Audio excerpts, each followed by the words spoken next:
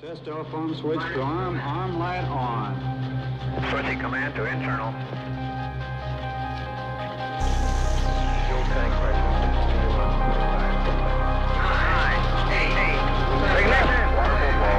Maintain. 4, 3, 2, 1, 0. Fuel tank pressure.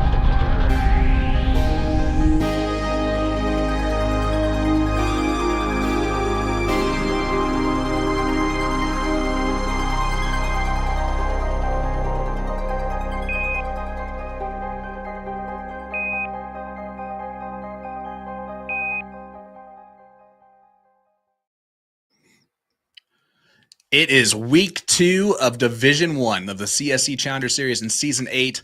We're going to the stars. I'm Sean Green, joined by my partner in comms this evening, Mr. Nick Dirachi to share. Nick, first of all, it's always great to see your face. It's always great to hear your voice, but seeing your face is always a win for everybody on the stream, especially because it's not Will's face, which is automatically my face is in space, so that's something. Wait. You're from a galaxy far, far away, so this works out perfectly for you, my friend. Listen, speaking of galaxies far, far away, and we talked about aliens during the CSC selection show, we got a couple of them tonight. Rick Henze, the big lefty juggernaut, is taking on Bubba, which is, I've learned, an ironic nickname in Bryan Bigham. Big Ham, I get it from the last name, but he is a bub on the dartboard, and I have not done commentary on him before. You have. I'm excited to see him play tonight.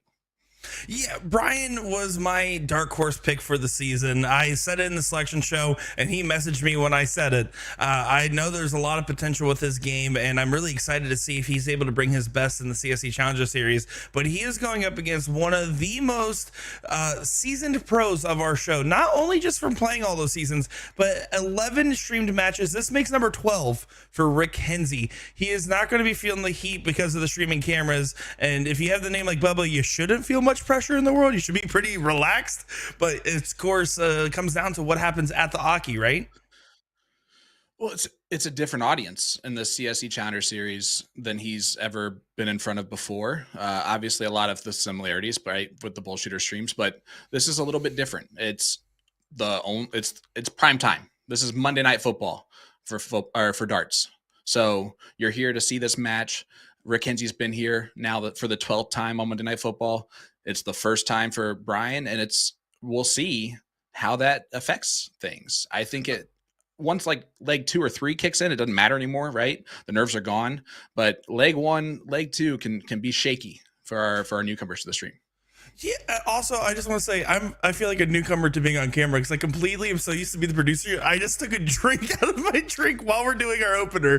I just want to say it's a pleasure to be here. I've been staring at the camera the whole time and not even you. Gosh, that's so good. I just literally just took a sip out of nowhere. No, I'm looking forward to it. Let's go ahead and get into the tail of the tape. Tell us about our 2-time finalists here. Yeah, the juggernaut from Midwest Coin. He's playing out of Little Falls, Minnesota at Carrie's Bar. He's been playing darts for 16 plus years, which he got into darts pretty late then in his career to get to that point. Must be nice to still be awesome.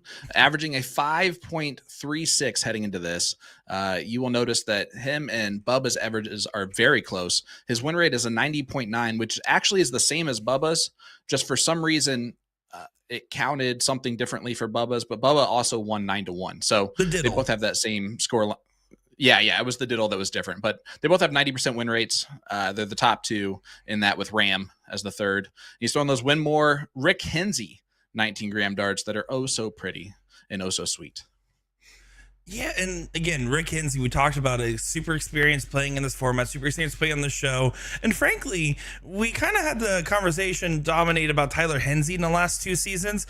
Rick Henze was the original dominant force. It was him, Kenny Doyle, Leonard Gates as the original dominant forces in the show. And I'm curious to see if we're going to get that Rick Henze back tonight. It's been a little bit since we've seen him perform the way we know he can on the live stream.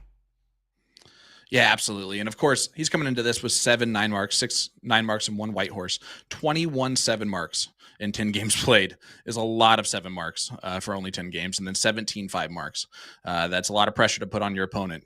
But he's going up against Bryan Bubba Bigham, who had himself a fantastic opening week in the CSC last week.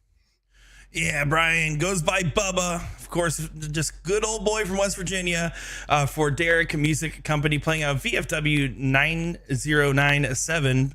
He's been playing for 12 plus years now. He averages a 5.27. So again, just a little bit below Rick's average. But when you get a 9-1 result and like your opponent did, it's the same difference. And then again, 81.8% run rate, but that's only counting the diddle. Throwing the next gen darts, Relic 18 gram. That is his signature line. So both these players throwing their own signature darts. And again, Brian has been consistently averaging well. There was one man he was losing to last time I commentated him, and it was Mike Porterfield. And no one's going to fault you for that. So I'm curious to see if he's going to bring out that kind of performance here again. Is that how Relic is spelled?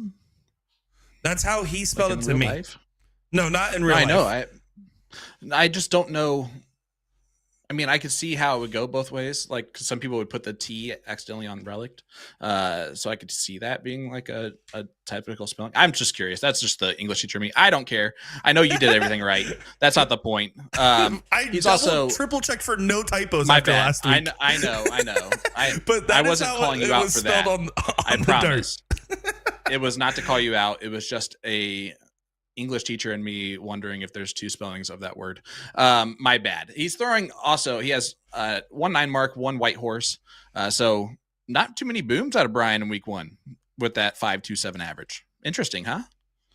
Yeah, very interesting. But again, when you have a dominant kind of match, it's very hard to get true stats out of it, right? You have to be pushed pretty equal to be able to say, okay, this is what they actually shot under the pressure and whatnot. Not saying that he didn't feel the pressure, but he definitely felt comfortable in that performance. And I'm curious to see if that's going to be able to channel it here. I think tonight's going to be a lot of fireworks. I think this is going to be either a Rick Henze redemption arc or a Bryan Bigham stamp on his run in the season 8. And it's going to be curious to see who comes on top. This one, a lot of people are saying it's too close to call. I think that's a fair analysis. I would agree with you. That being said, I'm going to call it 9-7 Rick Henze. And I'm going to put you on the spot to call it too, because we're not fence sitters over here. No, I'm not. I will, for the record, take 9-7 Bubba. He is my dark horse. That's fair. So again, we have it going very close overall, and excited to see. They both had dominating week 1s. So for them to come back and have a dogfight on their hands this evening, it's a whole different ball game, buddy. And I cannot wait. I'm excited to be here. Let's go over the format and specific rules of the CSC Challenger Series. If you have never watched before, welcome. It's about time. Bring your friends. Okay. It's going to be a good time tonight. But it is a double elimination style tournament. The players will play a race to 9, best of 17 legs, all cricket, with a cork or 3-dart count up to start that match. That's what we're seeing here currently. The loser of the previous leg will start the next leg after that. And if either player is down 3 or more legs, they will continue to go first until that deficit is reduced to 2 legs. That is the PBD player advantage rule that I don't think we're going to see tonight, my friend. And if we go the distance, we go for speed. The players will cork for start in the last leg decider. You were a little bit slow on that, but you made up for it in your excitement. I love saying the line. The winner of this overall tournament is $4,500 to first place. I don't care who you are. That's some good money. Well, unless you're one of those 1%, like, you know what I'm saying. For most people, it's really, really good money. And we all that are sitting here would love to have it. Let's talk real quick. Leonard Gates out of the CSC Challenger Series already. 2 and out for Leonard. I'm going to guess this week had a little bit to do with the schedule. I do not know that for sure. So do not hold me to that. But I know he is overseas still playing Modus this week. So I'm going to guess that had a little bit to do with it. Mike Maloney had the highest week 1 average, and then he kind of dropped back down to earth in week 2.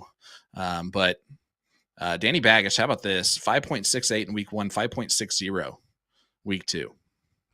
Very solid, very consistent darts from the gambler, despite the situation, despite not being able to practice and saying all of the practices in his own head. Clearly, his mental game has been stronger than the rest of ours, if that's the results you're able to produce. I do want to say, by the way, this is our first time having cameras in West Virginia as a whole. I do know that Mountain it might be a little. It might be a little laggy, but we're going to try our best to make sure we show off the beautiful new faces joining the PPD streaming network. We're in those fine country roads for once. Mike Maloney goes back to Earth 588. Listen, I actually don't know what you shot. I just knew it was great. I just wanted to discredit you a little bit just to turn you a little green, maybe. I don't know. Just poke the bear. That's what I'm trying to do. The new expectation for Mike is a 6.7. If you don't shoot it, yeah, we don't want to hear about it. Only some stats matter with you now, not all stats. All right, so far, Rick's the one coming out slow. Yeah, and ice Bryan cold firing one out of the gate. Yeah, it's going to be, you saw in the diddle, was not very tight darts. He's been there for a couple hours because he got there for Tyler Henze's match. So he's been hanging out, throwing every now and again. Did not get to see because Tyler was playing on the stream board, so I didn't actually get to watch his warm-up. But I can tell you, he's going to be not too worried about it. He's going to laugh it off like he just did there. You know who I'm excited more and more about, by the way, Sean, for next season, even though it's crazy to say we're only in week 2 of this season? Who? Jeff Springer. I see him in the chat right now, but I saw Christian Broussard post their league from the other night, and disgusting, dirty darts. I'm excited to see him in the mix. That dude has turned into a dude. I'm telling you what. I think that I think he's a top 5 CDC finisher this season on tour. I think he definitely has that potential this season.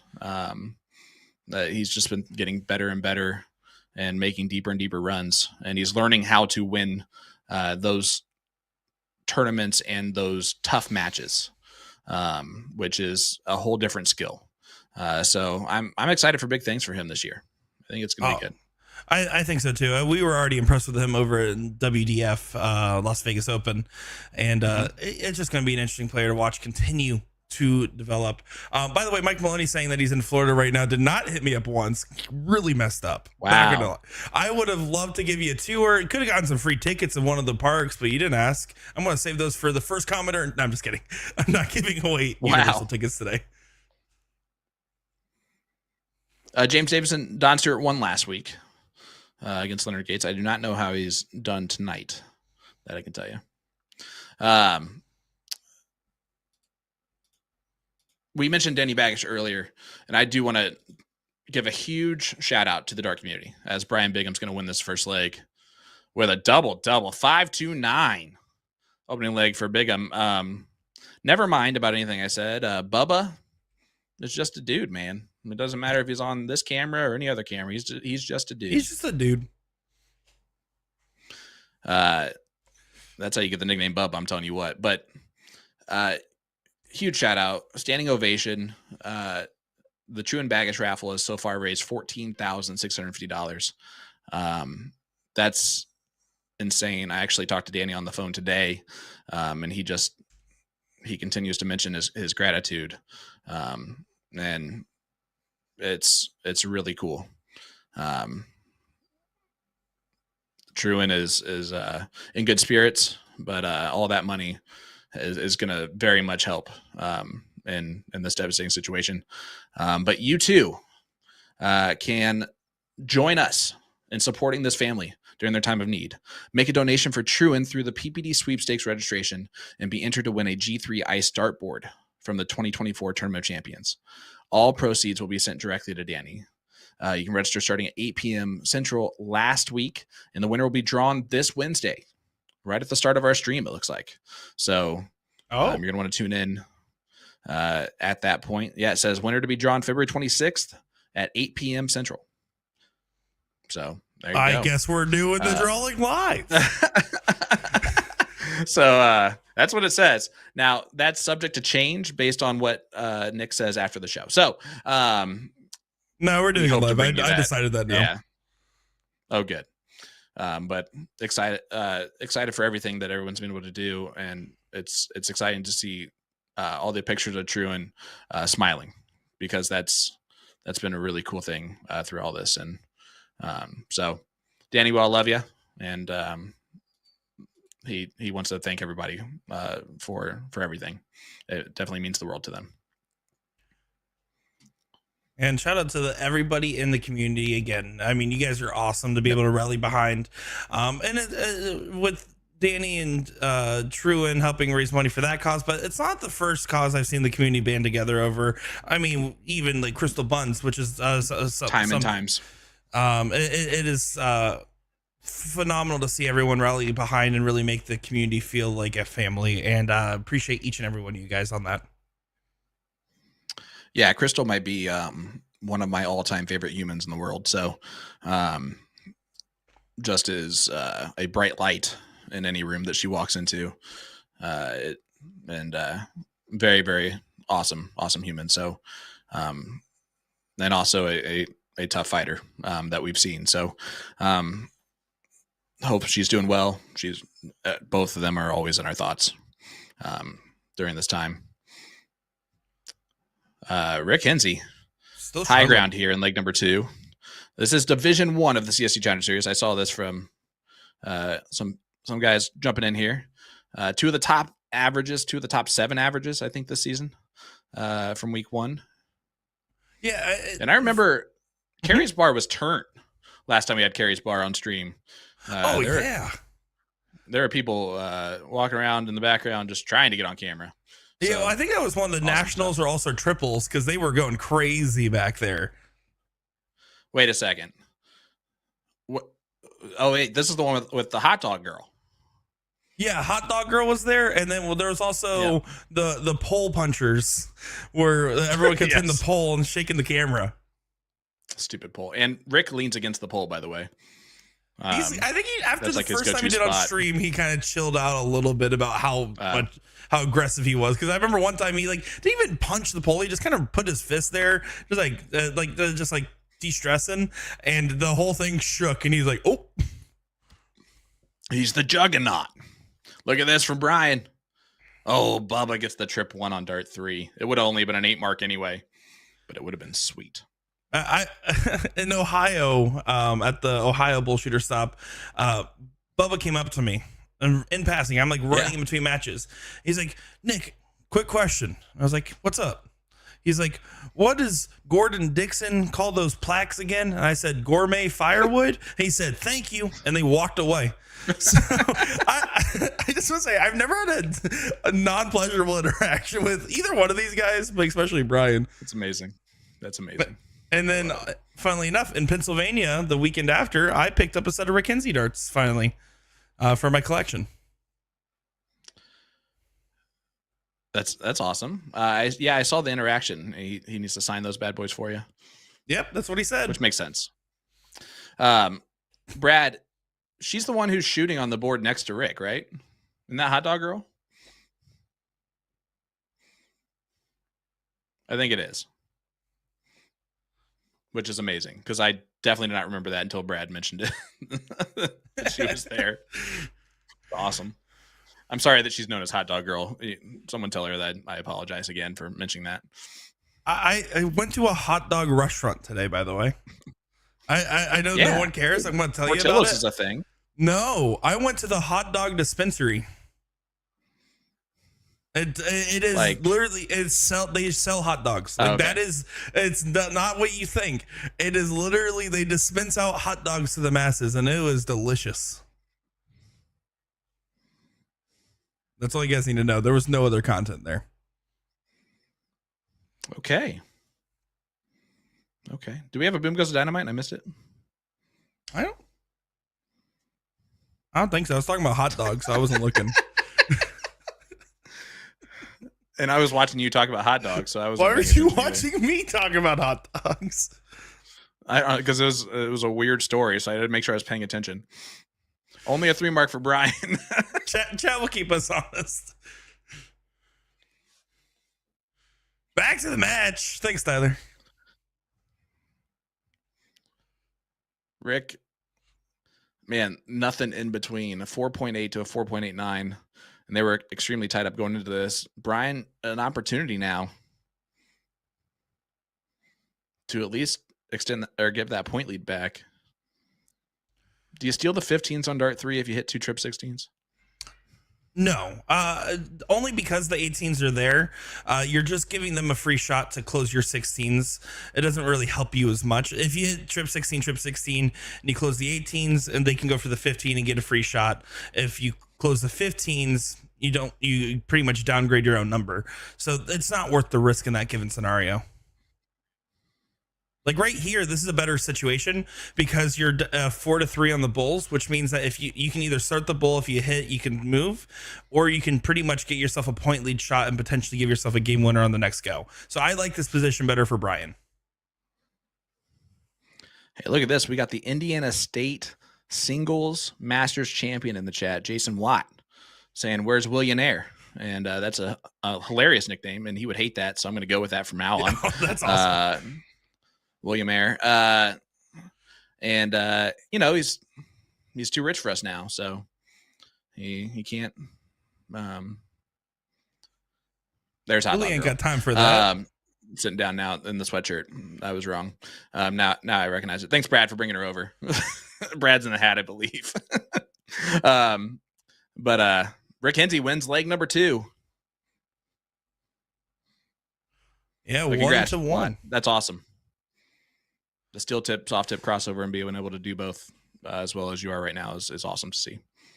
Happy to have taught you pretty much everything you know. Oh, there's Will. Hey, He did have a the Willionaire. Let's go. Upper tax bracket.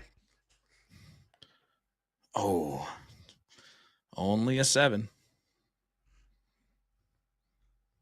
Brad, I'm Sean. I'm the one with the good voice is me. Is Sean.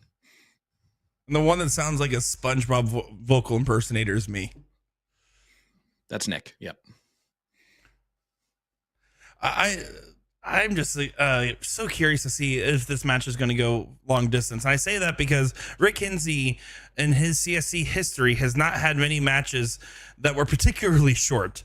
In his 11 streamed matches, he had 2 matches that were 9-3, both of those being wins. One over Ram Guevara in season 2, by the way, is a 9-3 win, the 4th place. As we get a boom goes the dynamite for the West Virginian Mountain Mama. Take Me Home Country Road. But otherwise, all of his matches have been, majority of them have been 9-6 wins. The second most common scoreline for him was 9-8s. So he has had multiple across his 11. 6 wins, 5 losses, 4 losses to Leonard Gates, 1 loss to Ram in season 7. Listen, if you're going to lose to somebody over and over again, it might as well be Leonard Gates. That's definitely a doable person to lose to over and over and over again. As Rick, not going to find his first yet. He's still looking for his after, and we're in leg number 3. That's not like the Juggernaut. Juggernaut's still not in full gear. I mean, 3.6 first leg, 4.97 second leg, and that's a 4.97 that he saved by throwing real strong towards the end. It's going to be something where he needs to start off legs a little bit stronger, because right now, 3 numbers up, Bubba's going to be able to continue to do some damage here. As again, there will be some lag on his side. Just want to let you guys know. Yep, Mountain Mama. Lori asking, you know what Oh, yes? No, go ahead. No, you say that first. I was just going to say real quick, Lori asking, is this on YouTube? Yes, USA Darts and Partners for Darts always cross streams over to YouTube as well when we are live. I will say, if you guys did not see my post the other day, any Facebook live stream that is just only lived on Facebook will be deleted in about the next month or so. So if you know somebody that owns a streaming page of some kind, make sure to let them know to go. They have an option to be able to back up all those different matches, streams, and everything. In fact, because of this, I decided to go and back up one of the lost seasons of the CSC, and should be finding a new home online, so you can actually see what it was like pre-2020, pre us being involved as well. Well, I was kind of there, but you guys weren't. You mean like all the people watching, or just me? No, You said you guys. So Yeah, well, Will was just here. Will Eater is here in spirit. my many personalities. I get it. What's up, guys? Will Stewart here. No, that was terrible. Was he your Mr. Beast impersonation? What was that? I don't. Who's that? You know who Mr. Beast is? I know that's not the point. Anyway, back to the match. Rick Back to the Henze means match. a lot. They're on a 5-2, but Bryan is going to take that 2-1 lead. Again, just erase everything that I said at the beginning of the stream. It's not smart stuff anyway tonight. But what I was going to say is Bryan's been impressive as he does take out that one. 5.84. And actually, I forget entirely what I was going to say, but that's okay. I mean, it was a good save. You had me fooled. And currently, Bryan. I know, but then I couldn't remember it. Couldn't remember it at the same time. Bryan's finding his range exactly where he wants to be early on. He averaged in a 5. Both these guys were basically 5.3s in week 1. Right now, after 3 games, he's at a 5.38. But Rick Henze about 0.8 below that margin at a 4.47. Yeah, but again, he didn't get to warm up really beforehand on this board. You've said that now a couple of times, so it does matter. It doesn't matter how often you play a place. Like when I go to a blind draw, still I want to get there a good hour beforehand, and I just go to a corner at a board by myself, unless someone that wants to play with me wants to play a couple matches. But I just want to sit there and play 0-1, warm up on there, and then hit a lot of bowls until I feel good about that, and then I'm going to play a couple games of quickie cricket just to get my targets on that, and then I feel good. But I have to do that. If I go in there 10 minutes before the start time, I'm panicking, and I know that I'm going to be terrible to start off the match. Yeah. Oh, I used to be I could go to the bar, give me 15 minutes, and I'm ready to go. Especially before I drank and I was a youth player. But nowadays, even on days where I play sober, if I don't warm up for at least an hour, I don't feel ready for my match, if not more. Which is funny because, I mean, Bryan, I don't think he showed up to his bar till about 30 minutes before the match, or at least I did not see him there until 30 minutes before the match. Again, Rick was there. He was throwing on the sideboard. I do think that playing on the sideboard versus the stream board is probably the same difference in a location like that. So I don't know how much that's weighing on his mind, but I do know if there's one thing that this man's saying is I'm hankering for a good result on the stream. I'm tired of it being the Tyler Henze show when there's multiple Henzes in the family, and Carr is the best one. Well, I mean, obviously a saint. Rick and Tyler come off as super sweet, and then they become friends, and then they are just mean people. Tyler keeps trying to poke you with his one big finger, and it just never works. And then Rick he's hilarious. Actually, Rick is one of the funniest people I've ever met in my life. He is. But yeah, what I was going to say is that Bryan is obviously the different type of person, and I'm kind of that way in golf. I used to be a scratch golfer, and I would play in tournaments, and because during the tournaments I would show up an hour and a half early and hit balls in the range, but I was always a first person off the tee. As we get a boom goes the dynamite from Rick Henze. First person off the tee type of person. So I would just show up and play. And then I realized just do that in tournaments. And I became a lot better tournament player after that. I used to suck when I played in tournaments because I'd warm up for an hour and a half, and then it was not good. Are we going to get back to back? The suspense of the lag. No. But a good 7. Again, we are in West Virginia for the first time. Troy Leroy, West Virginia, the song Country Road, Take Me Home to the Place Where I Belong. That's West Virginia. Okay. That's we're in the Mountain Mamas. So it's going to be a little bit laggy. But yeah, Big Ham Bryan, AKA Bubba. And you have to be from a mountain state to be nicknamed Bubba, or you have to be a large human being. You can see that it's the other way for Bryan. It's not short. Well, I just mean Bubbas are usually fluffier human beings. No, for sure. As this is definitely a better start to a leg here for Rick. But Bryan equally matching the energy, it seems. You can see Rick's definitely starting to stroke him way better than he was at the start here. You're going to be fine with results like this.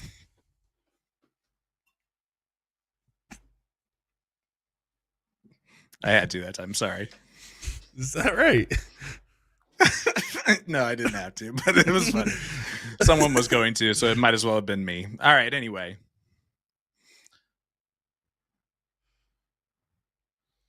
Oh, good 7 there for Bryan. Yeah. Continuing to lay the heat on against the darts in a leg where Rick Henze is not throwing slack at all. It's almost like death of 1,000 sevens. But Rick fires back a 7 of his own. The problem is the high ground favors Bryan. Well, and this is probably his best opportunity yet to get a shot at those 18s. He is typically a little bit more conservative player. Nothing too crazy. It's honestly pretty straightforward dart strategy. No real tricks in Bryan's book. Might take the look on the last. He is. And hits it. Big Good dart. shot there. 6.71 in this leg against the throw of Rick Henze. Yeah, the Juggernaut better start running through some triples. Now, of course, a lot of people started talking about Bryan recently because of his run in Pennsylvania, playing against Porterfield, having those games. But honestly, the first time I met and really talked with him was before the Invitational Shootout this last go around. And his matches when he played out there as well were just very impressive. He's just one of those guys that, honestly, I haven't seen him throw a lot of like high 6, high 7 games, but I think he is like how we described Kenny Doyle, especially a couple of years ago, was always in that mid 5 range that occasionally would just ramp it up even more. There's not too many stinker legs out of him. Yeah, which is always annoying for your opponent. If you're always having to shoot well to win legs against your opponent every time, that becomes a more tiring affair. It's always nice to get like a little breather leg out of a team or out of a person. So when that's not happening because the person's that consistent, Bryan finished extremely well at the Bullshitter Invitational last year, correct? He did not get to top 4, but he had a pretty decent mid-bracket run. I would have to look, but I do recall. I mean, he got some results out there.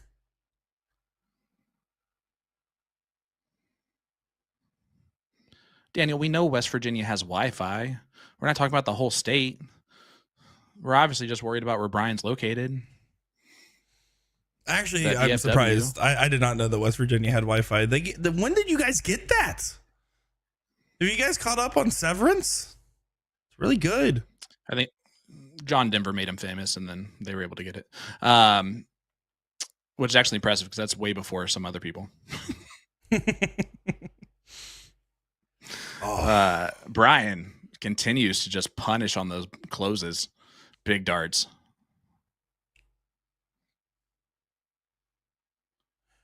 Murphy darts even talking West Virginia right now. Sorry, guys. Bubba fixing to win this. To win this. He said win in 2 different ways.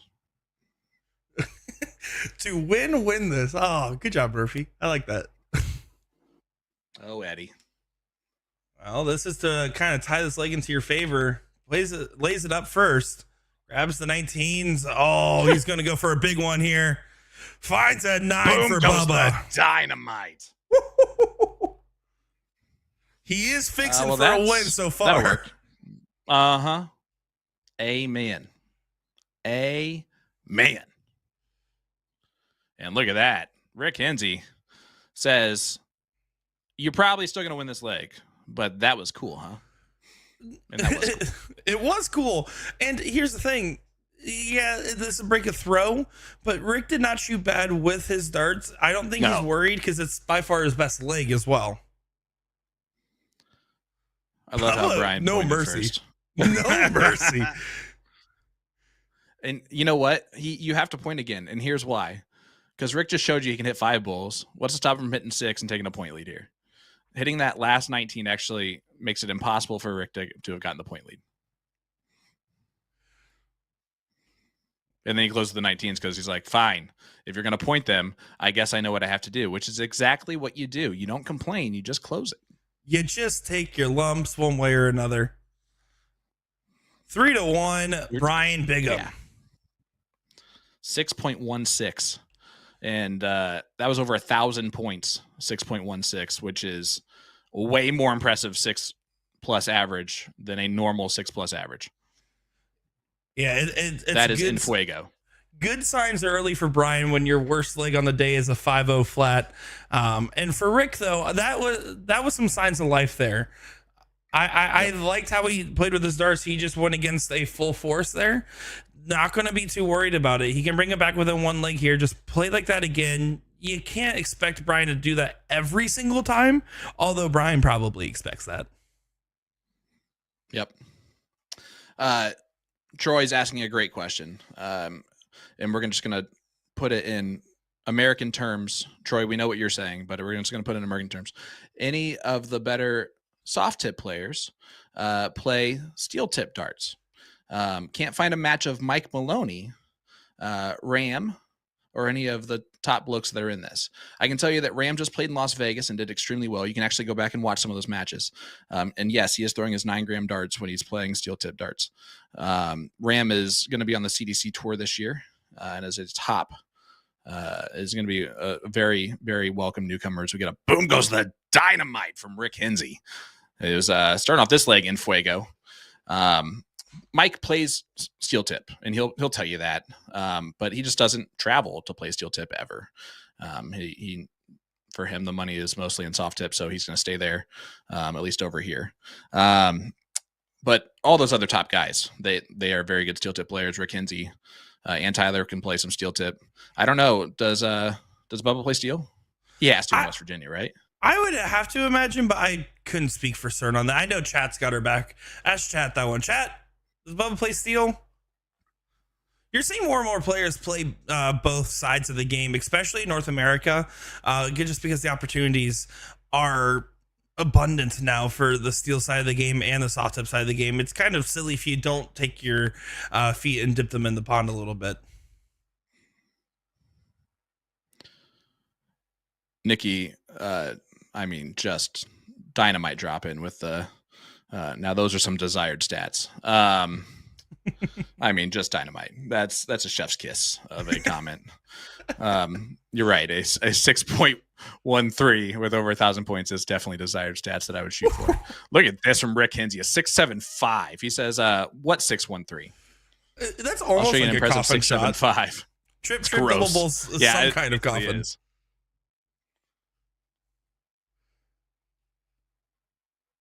Yeah, Rick gonna bring this back here. Bubba having his first leg dip down does at least tie it up in case Rick somehow misses all three.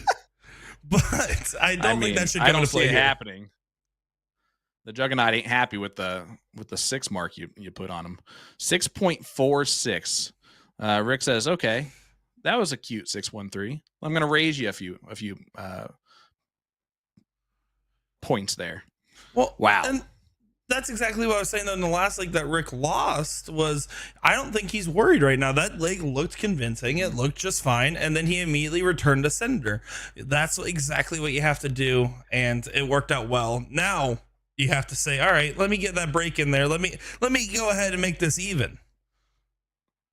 Yep. No, you're absolutely right. And Troy, yeah, basically, if you play darts in the U.S. now, you probably dabble in both steel tip and soft tip, especially if you're a top player in the game. It's just there's opportunities for both now that didn't exist before, unless you're in one of those Midwestern states like Wisconsin that just really has zero steel tip around them. And they have the largest soft tip state tournament in the United States.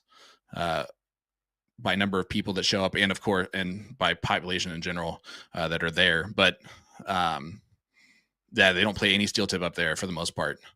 Beer darts, which is completely different than steel tip. Same danger, worse danger actually way more danger. Way more dangerous. So they know what steel tips are because they use them for that game.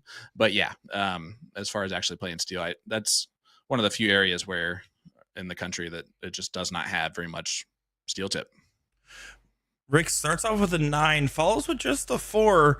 I say just a 4 because in this scenario, Bubba could get a shot at these 19s, especially if he finds 4 on the 17s or 18s, excuse me. That's when you're going to consider a shot. Awkward blocker makes the shot a lot harder. He's going to have to get underneath it, move to the side, well thrown, but now it's even more in the wrong spot. Yeah. I like the cover shot on the 17. That's a great Good move. switch. It's an especially great switch because he hit the triple, you know? Like if he hit the singles, we're like, I don't know if I like that switch. Rick's going to clear it all up anyway. Oh my goodness. Juggernaut is starting to run through some walls. Yeah, he's going to be feeling just fine. Again, seasoned veteran of the game, 11 matches. That includes, by the way, season 3 finals. He got a 9-8 win over Gates and then lost in the double dip 9-6. Season 2 finals lost to Gates 9-6. Season 3 third place match 9-6 win over Kenny Doyle. And I believe also in a season 2 9-8 win over the third place match of Kenny, because apparently that says third on the internet, by the way. Never fixed that typo. Good job, Nick. And then a 9-3 win over Carter in a week 2 matchup. He also had a King seat 9-8 loss to Gates. By the way, he never lost to Gates more than 9-6. And then he also had a 9-3 win over Ram in season 2, a 9-5 loss to Ram in season 7, and a 9-5 win over Rich Sturbins in season 7. That's the Rick Henze journey. Those are of his streamed matches. He's played more, obviously. Yeah. I mean, obviously. Hey, Finn, nice of you to show up eventually. Gosh, way to be super late. Shocker. No, I'm just kidding. What's Our up, buddy? future chat Hope admin you're well. is late. What the heck? Kasha goes thirth. Yeah, that's got to be the funniest thing I've never fixed heard in it. a while. Boom goes the dynamite. The Juggernaut gets his third triple of the evening. That's his fourth. Dang it. But it was still funny. It was good. I can't even fault you. And Henze's going to tie this bad boy up. And frankly, doing it exactly how he should. Yeah, Bryan led up in the previous leg at a 4.25. This leg did just drop because of the Bulls right there. Yeah, 6.8 though. That's doing it the way he should do it, dominating fashion. And of course, he's going to hit the double single to get it done there. 6.17. So the last 2 legs above a 6 for Rick Henze. Tyler Who is what he's trying to get everybody to say, which is really rude because, I mean, he's already handicapped. I don't know why you're trying to make everyone forget about him too, Rick. But that being said, 3-3 scoreline. Are you scared about your prediction right now with the way the Juggernaut's shooting? No, and for no other reason than if I'm Rick, I'm thinking, man, I really wish there wasn't a break right now coming up, because your last 2 legs is above a 6 and your opponent's last 2 legs is below a 5. And the situation where at the beginning, after 3 legs, he was down 0.8 in average separation. Now they are 0.01 away from each other in average, 5.22, 5.23. He's not wanting to stop right now. He wants to keep playing, keep feeding the Juggernaut. Boom goes the dynamite. Daniel already called it the firth. Or his fifth. First. It'd be fifth. Fist. Nine mark. Nope. Anyway. That's not what we're doing to it. What? Oh, really? That's your that's you're gonna make up for earlier? Anyway. Wait, what? Josh, what you talking about? Whiteboard tells you for outs. What you talking about, Willis? Again, I think if I'm Rick right now, I'm upset there's a break coming up. This is again a little bit of a let off there. I disagree. But I fully expected a punish on that turn. Why do you disagree? Rick is above a certain age where breaks are not just needed. They are gold when they get to occur. For a person to sit down for a couple minutes and just rest those legs, rest those knees, rest that back. And Rick is going to be fine doing so for a couple minutes. His arm's not going to get tired after that. He's still raring to go. But Bubba still blasting off to outer space. Boom goes the dynamite once again for Bubba. The only reason I disagree is because Rick earlier said, why is there still a break if there's no interviews?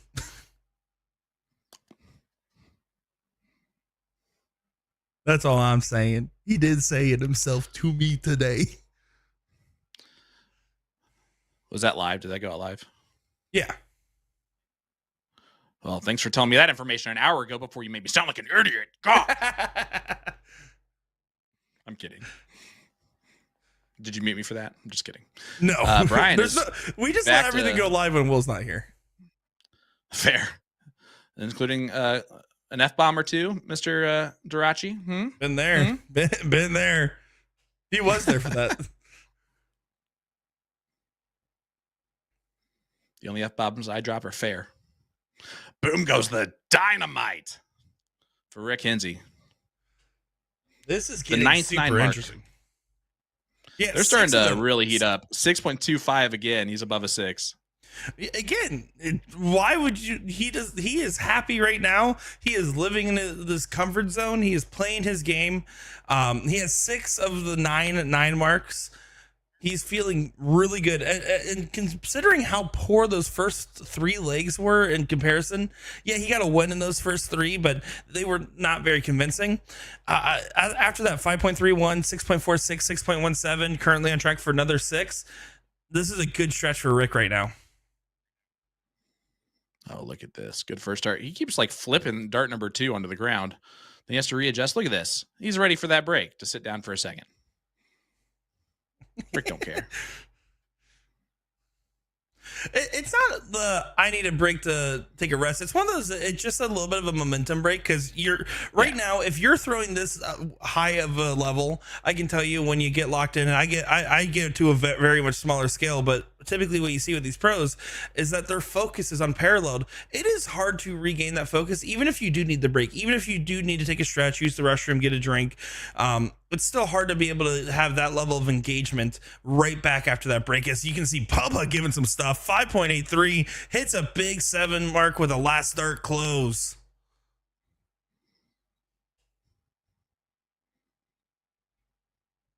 Yeah, I think Next Gen's an actual great company name for a player like him because, well, he's been playing the game for a while, but he's now in that next generation of top dogs at this point with how he's playing so far. He's on the radar a lot more than he was in the past. He was the West Virginia good old boy. He's one of those guys you travel to a tournament over there and be like, oh, I know who all the top shots are. I'm not even worried. And then you play him and you're like, what was that? But frankly, maybe just because some of his matches have been getting clipped out a little bit more recently, or just the fact that he's just been getting some better results in the last couple of tournaments, he's just proving that he is a very much top tier talent. But Rick Henze says, I don't give a crap. Yeah, boom goes the dynamite again for the Juggernaut. But if there's a ill-timed 9 mark, it's right there because it didn't even get the point lead. And Brian's going to point first. Yeah, I think he's only going to take 1 dart that's 15. Now he's going to because he's blocked. Maybe not. Yeah, he had to to take 1, and now there's opportunity for Rick though. And now a 9 mark is very timely. Well, that 9 mark helped close that gap back down. Now he gets an opportunity that he couldn't have had unless he hit that 9 mark in the last. Unfortunately, needed to find a little bit more. Tried to make it a 4-3 in the Bulls. I don't dislike that last shot, but this is again a returned favor to Bryan. I dislike it for one reason. I think he made that decision mid-throw. Oh, yeah, that's the part I probably don't like. The actual selection is good, though. Yep. But that first start was snatchy from Bryan. Yeah, I don't like this. I think you need to guarantee that close in the 15, and you don't. You had the point lead. If you get 2 single 15s, you're guaranteed to have the advantage going into Bulls. Oh. Yeah, you're giving up a potential game shot, but that's a big miss that's a from gross Henze. first start. Gets let off with it. Yeah, he's gonna have to close the 22 at some point, which is even more annoying. So he needs the trip 15 on dart 2. Yeah, he's just gonna close it now, so you don't have to worry about that. That is the only way to shoot that and feel okay about dart 3. Yeah, and dart 3, I'm actually almost surprised that he didn't go for a bull with how blocked it was. You saw the big deflection. Yep. But no matter what, especially with the way Bubba's been hitting bowls, it's not been singles. He's been hitting a lot of doubles. He's going to be happy about this shot. Just make sure to get at least 1 more bowl here. If you get close, you're happy. He's going to think, all right, let's see what happens. Strap in, folks. Yep, game shot. Needs all 3 of them in the black. And if anyone's going to do it, it would have been the Juggernaut. It would have been Tyler, let's be honest. I mean, at least would have gotten better than 3. Come on now. So pedestrian. Sean's hit a hat trick before. Exactly. Did you see J-Rod had 75 of them yesterday in a tournament? That's disgusting. I said, that sounds boring. That's not even fun. Yeah, right. That's like not missing ever. Hey, listen, I've been impressed with Bubba. Chat, I know a lot of you know Bubba. Have you been impressed? There's 700, almost 800 of you watching along. We're going to take a short break. Trust us, you're not going to go anywhere. Usually these ads have Gen mounts in them, so it's going to be great. But we'll be right back after that. It's Sean and Nick. No Will this evening. Back for the conclusion to this right after this. Right after this. What are O-rings? Meet these little guys. O-rings are small rubber rings that you can place on your shaft thread so it won't come loose. Here are 4 easy methods to put on an O-ring. The tuck and roll. Hold your O-ring against the thread and with your fingers stretch it over the shaft. Simply roll it down and it's on. The knit and roll. In a similar fashion, use the point of a dart to stretch the O-ring over the threads like this and roll it down. The backslide. Place the O-ring over the back of the shaft and roll it down the entire length until it sits at the base. If the previous methods are too hard, you'll love the O-ring applicator tool. Fit the O-ring onto the top like so, then place the tool over the shaft and roll it down like you see here. This is hands down the simplest method and the one we recommend most. A fun alternative is L-Style's Gomu system. Put the small cap on your shaft and that's it. It's fast and easy, but each cap is one-time use, whereas O-rings are reusable and only $2 a pack. Secure your shafts today. What is the purpose of the Vertex stand? This product is made by Winmore, and they have solved 3 different problems. Number 1, when you don't want to permanently mount a dartboard. Number 2, when you can't drill into your walls. And number 3, when you want to travel with a dartboard. Not everyone wants a dartboard permanently mounted into a wall. Perhaps you just want to bust out the dartboard occasionally to entertain friends or family. The Vertex stand is perfect because you don't drill into the wall, you simply lean it against a flat surface. This is easily the most convenient product I've ever seen that you can set up or tear down super fast for portability. In minutes, you can have everything packed and ready to go with you for your next darts tournament or a friend's house or even camping. You can lean this bad boy up against a tree. On top of all of that, I love the idea of being able to easily travel with a dartboard. This thing is awesome. I was given it just to review, but believe me when I say it is not going back to A to Z Darts. They can try to pry it out of my hands. Your opportunities have come and gone. Nail in the coffin. And this is what we're talking about. He has that 6th gear that you just said. To think this could all come down to a couple darts, a handful of darts in the end. And he gets it done under the ultimate pressure.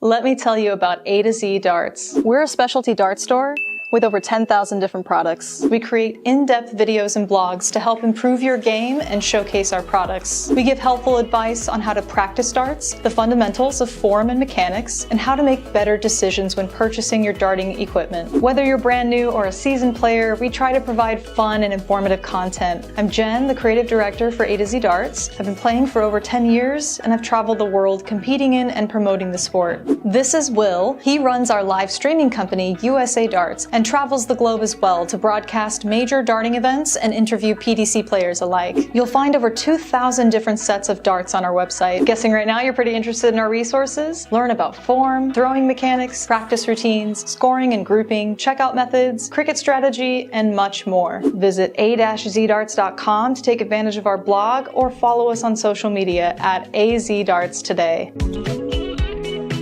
A great practice routine for beginners is one that I call the Game of 9. This routine helps out Asian and American folks who religiously play the game of cricket, where not every dart counts. You have to hit the cricket segments to gain marks, otherwise you score nothing. So if you're averaging, let's say, 2 marks per round or less, I think this is the practice routine for you. The object of the game is to throw 9 darts in a row in the entire 20 segment. Now the full pie counts, including the doubles and the trebles. Once you complete 9 darts in a row at the 20, you move on to the 19 and so on until you get all the way to the 15. If you mess up, don't start your count from the beginning, just start the count over on that given number. Now after the 15 segment, we don't expect you to hit bullseye 9 times in a row. That's professional standard. Instead, aim for at least 1 mark per round 3 times in a row. The purpose of putting yourself through this drill is to prove that you're skilled enough to be aiming for the trebles and doubles in the first place by completing this routine easily. Because if you can't throw 9 darts at the fat pie 20 segment without missing into the 5 or 1, then you really should be working on your overall grouping in this big pie as a beginner to increase your chance of hitting it, as this gives you more room for error and it will increase your cricket average. And 501 lovers out there, you can also use this routine to improve your setup shots.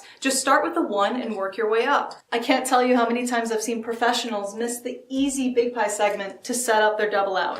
So that's it for now. I hope you guys enjoy the reality check.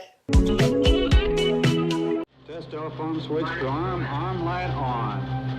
Switching command to internal. Fuel tank pressure. 9, 8. Ignition. Main stage. 4, 3, 2, 1, 0. Fuel tank pressure.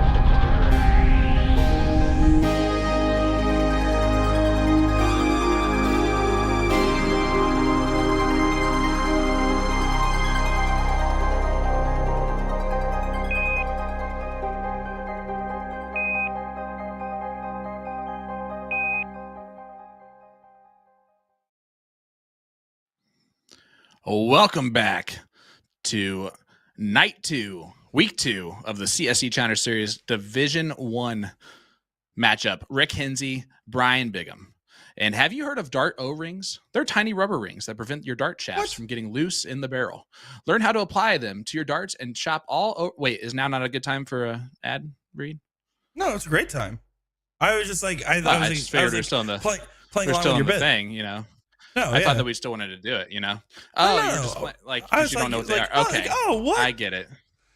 Yeah. Well, Sorry, anyway, take it from top. like, if you're ever like, oh my gosh, why do these shafts continue to get loose? It's the most annoying thing ever. I basically have to twist them every time I come back from the line. And then sometimes I throw it and then I don't know how loose it is. And then it feels really bad in my hand, but I'm already like too far late into the backswing. And now I just wasted that dart. So great. Well, you can fix that. That's what O-rings are. They're the tiny rubber rings that prevent your dart shafts from getting loose in the barrel. You can learn to apply them to your darts and shop all O-ring options with A to Z Darts. Just tap the banner on their website over a-zdarts.com. I'm Sean Green, joined by Nick Teixeira. Nick, 4-3 lead here for Bigham. Henze has shown some signs of brilliance with a few legs above a 6, but it's really been Bubba that's been impressive overall. Yeah, I would have to say that Rick definitely was still in the thunder for the last few legs there, but Bryan started off just right to the point where I'm like, all right, we're going to be strapping in for a long matchup here. They're both having enough of their game show up tonight where it's going to be interesting. And I got to tell you, O-rings, probably my favorite thing to order. Actually, the only thing I'm probably willing to eat at a Burger King.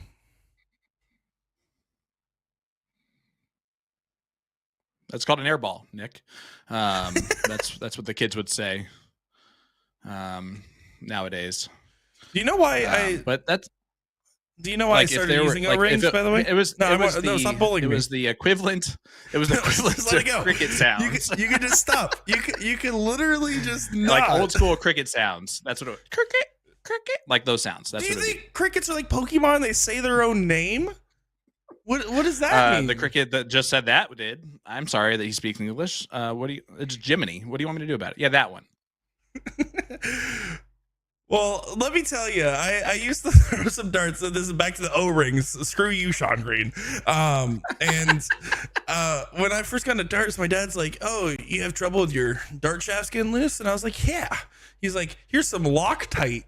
Let me tell you, when that dart shaft eventually broke, we couldn't get it out. And then when someone tried to drill it out, the threads got permanently damaged and I had to get new darts.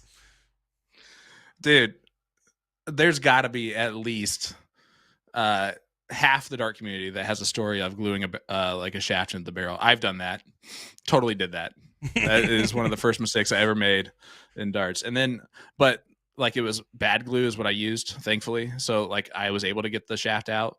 But like it left like that residue grossness for like the entire rest of the dart. See, I learned that Loctite was a very accurate branding. Yeah, it locks it tight. Yeah. It was. I had to get new darts, and so that's why I use O-rings, or occasionally, and I believe this is also on A to Z's website, I like the L-Style Gomu product as well, which is like a fitting tape product. Yep, you're not wrong. Actually, in some like L-Style or Cosmo shafts, like the higher end ones will come with built-in O-rings already on the shafts ready to go, which I always appreciate. I bet they appreciate Reagan, you too. not you. Your dad was smart in the dart community. We didn't have dads that were in the dark. Oh, wait. I didn't have a dad in the dark community to teach me the right thing. Nick's dad is Dominic DeShera. So, you know, he's just playing practical jokes on his son for fun. No, he likes a good deal. He did it too. Or he just didn't know either because he's wise, or he's old, not wise. That's how I would describe Dom. He's sometimes a little bit of both. This is a interesting shape up towards the end of this leg, just because Bryan has an opportunity. See, I wouldn't have mind after that double bull to consider the look, but he does end up pushing it by finding 4. Rick just needs to make sure to really cement this lead, nail the trip 20. That'll do that. Yeah, and he's just gonna go there all day. I like it. Where's Kenny Windsor? We need to get his daughter out of the chat. Is she roasting us? She's going sideways on us. As she should.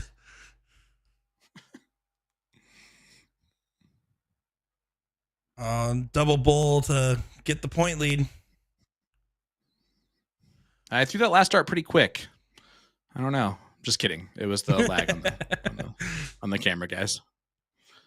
Rick, just going to try and hit 3 great ones. Does it in 2. 4-5 defeats a 4-5 when the 4-5 goes first. And we have a 4-4 score line. And weirdly, that whole thing made sense when you really think about it. It did make sense, but I got lost, and I know what you're talking about. By the way, for those that are curious, at the halftime, Rick Henze did actually start getting ahead of Bryan in average at a 5.28 to Bryan's 5.21. So pretty curious to see how this goes. Like, so again, considering that Rick has a game below a 4, that says a lot about how strong those last 4 were. Wow, that was flighted to death on Dart 2. Like, that was a shocking Dart 2 flight. He had to have released that dart weird. By the way, if your dart is flighted really badly, you threw a bad dart. You did not get unlucky. I need you guys to all know that. Most of the time, you do not get unlucky with that. You threw a bad dart. You find that out when you start playing steel tip really quickly. On the average throw, yes. Now, there is times where you can play for specific deflections when you're at this level. Oh, for sure. You're at, and then sometimes it just doesn't do quite the way you would expect it to, and that's when it could be in the unlucky category. But look at that. There was no dynamite. Luck. All skill. BB gets a B, goes the D, and we're at 11 nines. Notice I said 11 nines, not what you're thinking, Nick. We're not talking about a date night topic.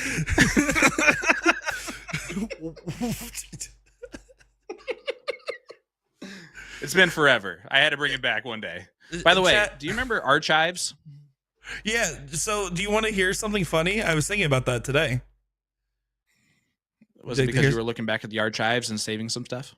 Yeah, well, I decided to start saving some stuff. So now I decided to go ahead and make a public free repository that's not monetized that I'm going to start uploading that to. And it's just there to help preserve the Dart history. And it's called the Dart Archives. That's amazing. That's beautiful. Will's going to sue you. But boom goes the dynamite, Rick Henze.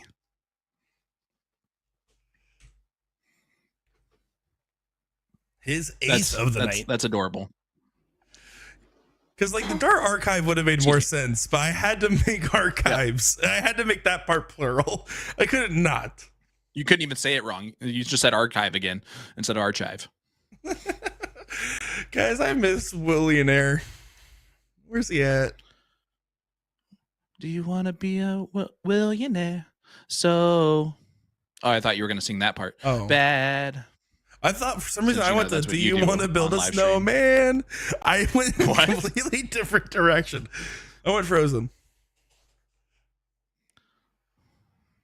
Like Edward you froze in the moment, or Edward asking, does anyone know if Bryan is throwing Mike Porterfield flights tonight? I do believe he is. I know that in PA they actually did an exchange because I think he was already throwing with Porterfield flights. And then he ended up that's adorable. Getting the last color that he needed to match. So he got the yellow flights from him, and they did a little trade after playing on stream against each other. Mike Porterfield's so cute. Underrated cutie, you know? Just an adorable human being. I thought you used to call me that. Well, used to is a strong part of that sentence. All right, Bryan, going to step up here looking at the 16s or 15s. Joshua asking, is Will somewhere designing his Gen 2 barrels? He would have to sell Gen 1 first. Meaning like he would have to sell Gen mounts, one of them first? Yeah, you have to give it sort of get a set finally. She's in the warehouse. Why just weren't grab gens one. just called the Gen 1? Why weren't gens called the Gen 1? Why weren't that missed opportunity? But not that one. Because then, no, that's a big niner. You threw a niner in there. It's calling from a walkie-talkie. Yeah, 9 marks now for Rick Henze. You mean like stop the stream? Will? We're in the middle of we're throwing fire right now at each other. It's great. Well, actually, these guys are throwing fire at each other. We're just throwing some air balls. That's a callback. Steve's throwing 9.8. Rick, last game he's going to throw a 6.32, and if that happens, Steve, I'm going to need that almanac you stole from the future. Okay. Back to the Future. From the Dart Archive. Dart channel. Ooh, doesn't get the game closed. Does find 2 balls on the turn, so it shouldn't be of consequence. But Bubba, if you nail 6, you're going to be like, just maybe. But that's a big ask. But he's up for the big task. You know what? I take that all back. Jen can still do it. She can do the Alpha Barrels, or sorry, the Omega Barrels Gen 2 with the Gen spelled Jen. Be gentle with my heart. Barrels. Yeah. That's a big blocker. Bubba, not much you can do now. Even if there's, there was no way he could really find a double-double. Just throws up a trip, an average saver at the last. And then for the alphas, they can be the alphas. Will you actually buy these ones? I have the steel and soft of the Will 6.14. You know what? It's actually a great dart, and we give them a lot of crap for it. The crap is actually because it's a really good dart, and it's just a popularity contest that people just don't want to buy the dart, which makes it all the funnier, you know? If Will brought 5 sets to every tournament he traveled to and just said, hey, why don't you go throw these for a bit, you'd get people to buy them. I've been saying it. I think you win the long sales game. Well, listen up, folks. If you're sitting there watching along and you're like, I could be the next Bubba, meaning a rookie to the CSC who is putting up a fight against a former finalist, 2-time finalist, 8-season veteran here in the CSC Challenger Series, and Rick Henze. Well, if you want to be eligible for major PPD events like the CSC Challenger Series, you can become eligible for those by playing in PPD leagues or daily remote tournaments, DRTs. Those leagues are starting daily, so get involved by going to dartstoc.com and checking out that map. That map will show any location of D3 boards within the PPD system, and they are always accepting new members, so if you're not seeing anything in your area, by the way, they haven't had me change that part in a long time. Are they still always accepting new members? Anyway, Yes. Have your vendor contact them on the website. So Jason Watt, defending state champion, just have your vendor contact them on the website. From there, players can sign up for leagues on the website. And it doesn't take a ridiculous amount of games to be eligible either. Consistently playing one league a week plus some others will keep a player eligible for this event in the future. Again, you also have to be good. Again, go to dartstoc.com to get signed up today.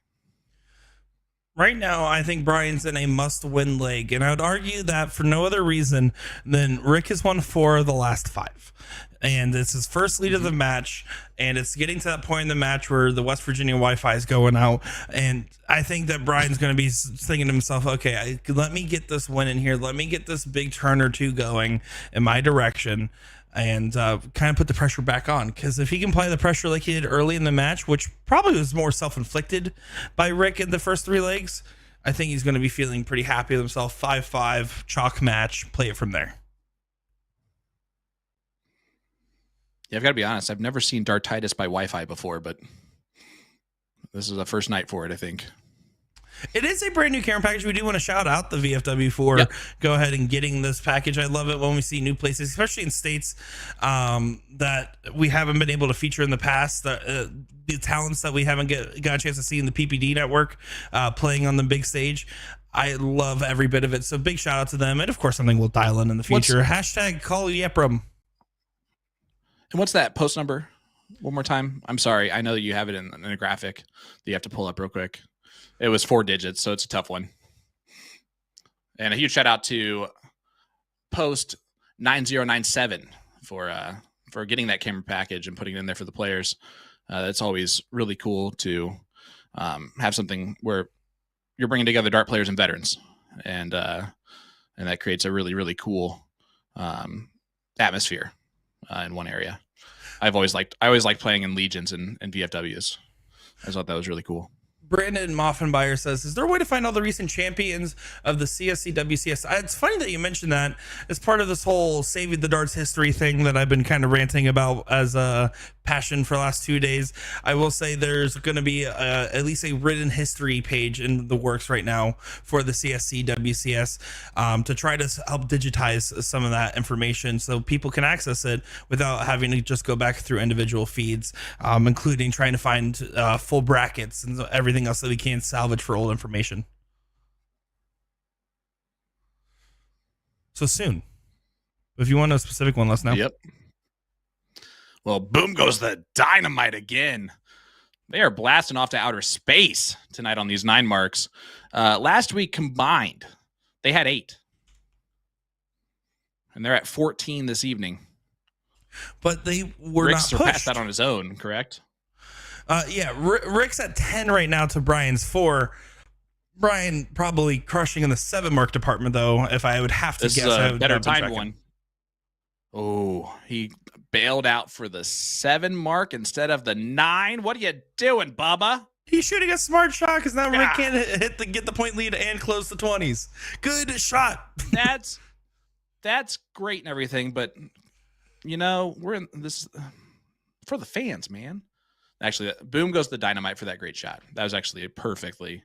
It was the right shot to do there. 100%. But you talk about those 9 marks from week 1. Again, when you have a 9-1 win, you're not pushed in the same way that this match is clearly pushing both of them with the neck and neck averages. And frankly, Bubba showing some struggles here in the last few legs that we have not seen out of him in a bit, but should be able to get the win here despite Rick putting up quite the effort on the Bulls. Oh my goodness, a 5 again. Now, Bubba didn't get one bullseye in that last turn, so work to be done. Yeah, do you bail here? Well, he has been very conservative on pointing a lot, which is especially fine. in the Bulls. Like a single 20 adds a bull, and he last time elected to point first. If he trips the first dart, I think you switch to the bull. But if you only hit a single, I think you stay. And that was a dart of split mind. That was definitely a split dart. And now he's trying to walk it up, and that's going to hurt badly. That might be it. Rick might steal this leg right here. This would be a huge steal. If you're a Rick Henze fan, you're eating down. good. Oh, now he can't. Can use that as a marker. Needs the double. Yeah. And does that. Beautiful use of that second dart. No, that was beautiful. I like it. I like it. Yeah. That was a real sound from Nick Teixeira right there. They're all real, buddy. I always keep a 55th Street on the mic. But now Bubba gonna make sure not to make the same mistake. Does find the trip early on in this shot. Finding it again. Gonna stop the doubts and the questions in this given throw. Finds S7, and that was a good fallout. Yeah, that'll work. If you're gonna miss into the 20 where you can point and make it so it's impossible for Rick to get the point lead back. He at the end of the day did what he needed to do when he needed to do it. That 7 mark was huge. So now 3 clear at the bullseye if he wants them. And I'd have to, if I'm him, I'd have to miss the first 2 to actually bail out on it. Well, unless it blocks like that. Yeah, that dart's really awkward. I think you move to the side and still try to throw in under it. But if it's only a single bull, you don't stay. Yep, and that's what he's doing. Now you go ahead and say, all right, bail out. Yeah. Unfortunate. Single 20 doesn't gotta be careful not to miss. Yep. And that's the other thing, dude. Then just it's so blocked that that's a wasted shot anyway, right? With only hitting the single. So but I think because of how blocked it was, it's still the right move. Rick still needs heck of great darts to get the point lead. Not going to do that. So another 3 clear, right? Yeah, well, and because the fact that there was no game shot available, regardless of where his last start went, it's not as consequential because it makes this turn a little bit easier on the decision-making process. Makes it a little bit clearer of what you have to do.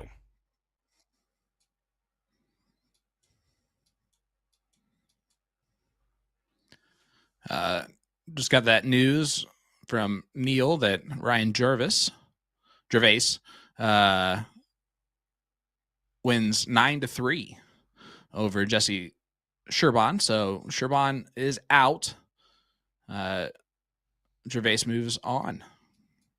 We'll play the winner of one of the loser matches on the winner side. Rick's Tyler Henze out. Sean Cafflish defeats the Wonderkin. Oh, you're the Wonder Kid. No, I'm pretty sure I said Wonderkin. Austin Braswell out, losing to Kellen Sperlin. That was definitely Nick's fault. Probably. Don Utz out as the hometown kid for Indy. Chris Champin will do battle with Mike Carter next week. That's a tough one to the loser side. And Bigham gets back on track. Ties it up. High fives all around the board. Race to 9, so might as well be a best of 7 from this point, obviously. That's the right thing. Good job, John Madden. And Rickson get the start. Very concerning into the last leg, though, considering how strong Bryan looked earlier in it. It looked like he was getting back into form and then having trouble crossing the finish line. Henze, I think, was getting very unfortunate with the dart positioning. And I think Hot Dog Girl would even agree with me, as I see you listening right now. We know you are. Hot Dog Girl. You just called her out right there just for fun. I love it. I hope it's loud enough that Rick can hear it too. Just so it just annoys him just to touch, you know? She's waving at us. No hot dogs tonight? That was you all now me have today. a rep. So I don't know what 9:19 local time seems like a great time for hot dogs. Especially at Carrie's. I've heard they're great. I got a Korean dog and then a Lotte dog at the hot dog dispensary. Nobody cares about your hot dogs earlier, Nick. You can't be the hot dog guy. This is all about the hot dog girl. Hot dog, hot Do dog, they call hot you that? diggity dog. Please tell me that you have the dart nickname Hot Dog Girl now, because that'll make my life. Because that's the worst nickname ever, by the way, and you definitely shouldn't have that as your nickname. But everyone else should make fun of you for it. Like, that's how that should go. All right. Now we got to stop talking to you. Bryan, a.k.a. Bubba, is going to step up.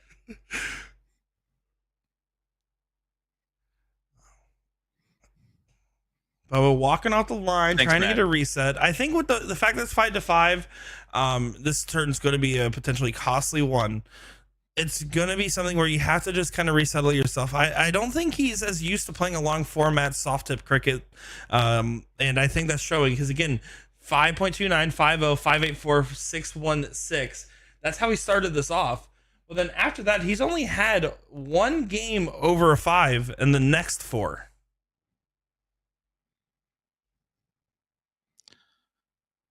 Next 6, excuse me. Oh. All right, so here we go. This last thing I'm going to say, and then we're going to move on to this conversation. But I think the next time we ever go to Carrie's Bar, I think Hot Dog Girl needs to have a custom-made shirt of the meme, but it's photoshopped her face there just for fun. I think that's a hilarious thing, just depending on how cool she is about it. Because if not, then just a shirt that says Hot Dog Girl in bright letters is fine too. Can you use the hot dog from the old Snapchat filter that everyone used to love? If you know what I'm talking about. Yeah, we'll do that. I love that hot dog. You was always having a good time. Hot dog. Doodle doo doo. Hot dog, hot diggity dog. It's a brand new day. What you're waiting for? I don't know what the actual words are, but my daughter loves it. All right, Rick Henze, 15s. Mickey Mouse Clubhouse? 5.5 in this leg is insane. Yeah. Of course, you still watch that. I know that. I grew up when that show was playing. I know. You're only 12 years old. I know that. 12 and a half. Get it right. A 12-year-old would say that. You're right. But you also would know what an air ball is, like you shot earlier. Well, I almost made a joke. Good comeback. Kobe Bryant. That was I'm a good sorry. comeback. I was about to. I stopped myself. Probably for the best, I'm sure.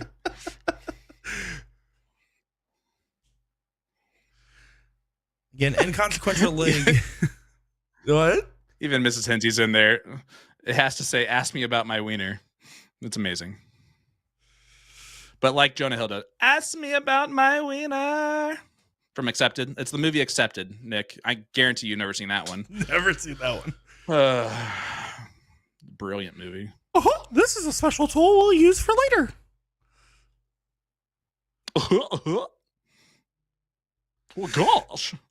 Back to the match. You can see Rick Henze No. three numbers We should up. do that. We should do a Mickey Mouse version of the show for the kids. We superimpose AI versions of Mickey and Goofy shooting for the players. I don't think we can afford that lawsuit of copyright infringement. Probably not. Good call. Dang it.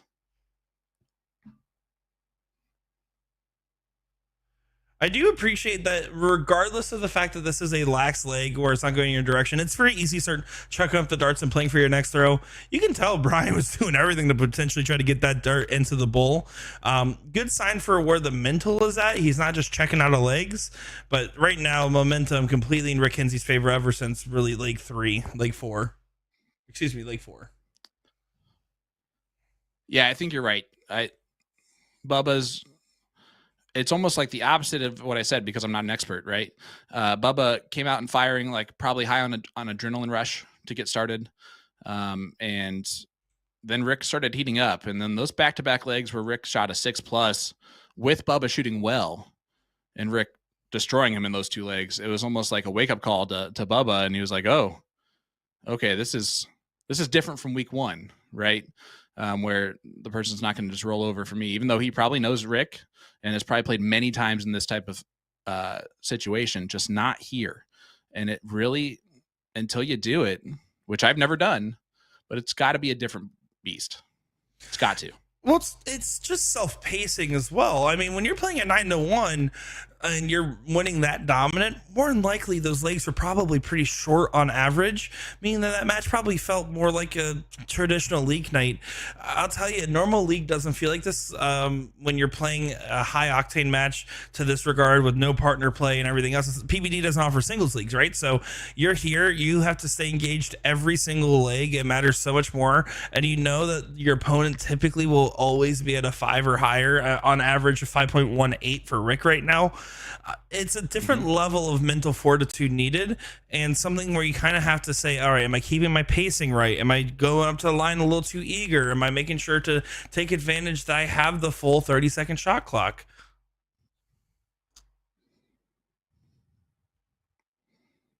You're right.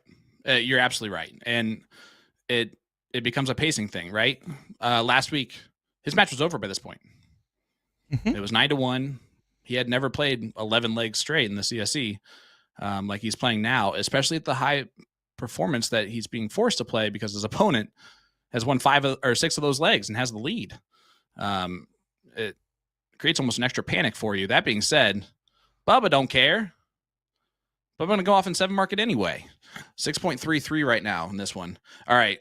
Brandon's asking a good question, so let's answer it. Serious question, though. What's y'all's favorite kids show? I already know yours. You're going to say SpongeBob. But do you mean all time or do you mean like current?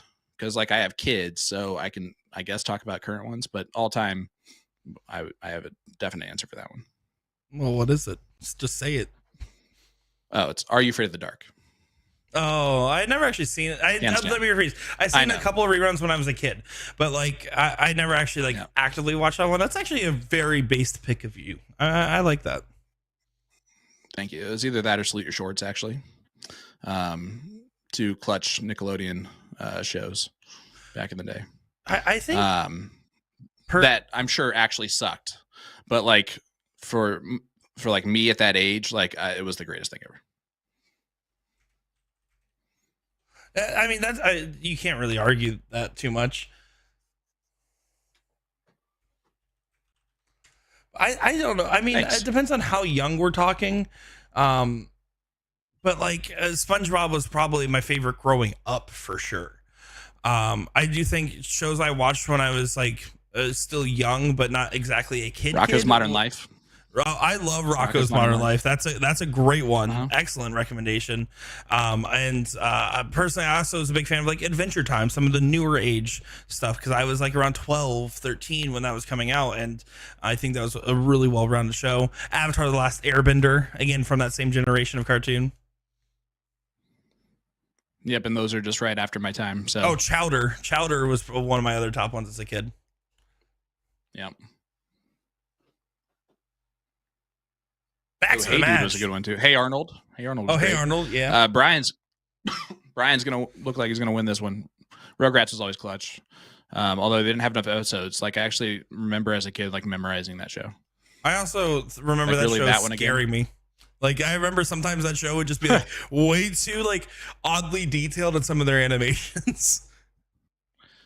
I just remember it was like the first time seeing a kid like walk with his feet like inside like Tommy Pickles did, and I remember like actually looking up like what the heck that was, and so it taught me a little bit about inclusion right away. So that's always fun. That's really nice. Good lesson. I actually don't know why I remember that right this second, but back to the match. Bryan Bigham is gonna make it 6-6 most likely. Just has to make sure Ren and to cross Stimpy was great, but every once in a while it got too gross, right? Do you agree with that? Ren and Stimpy was great, but it got too gross every once in a while. I don't disagree with that take. Yeah. Oh yeah, Doug's clutch for sure. Patty Mayonnaise, Skeeter Valentine, some of the greatest like character names of all time.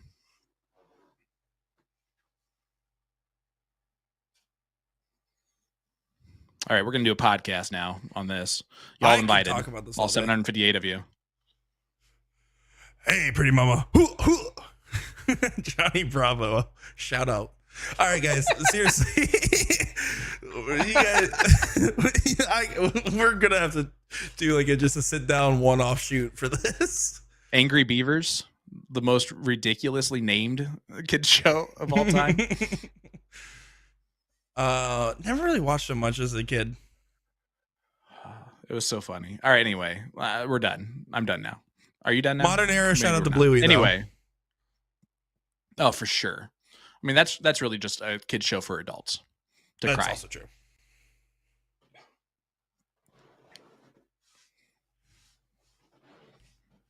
Well, now we're at a situation where 6-6. We're looking tight. We're looking good.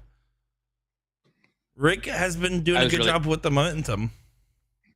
I was really hoping that he actually would like toss that dart backwards and would have to like have someone go get it for him. Or like hits the lady with the blue jersey on. Oh my God, my eye! It can't hit the the queen of carries, the hot dog girl, though. Okay, not allowed. Can you comment down, She you is- hot dog double bun simp? What the heck does that mean? And I don't appreciate that. I'm sorry. I didn't mean it. I'm also a fan. I just am trying to keep cool about it.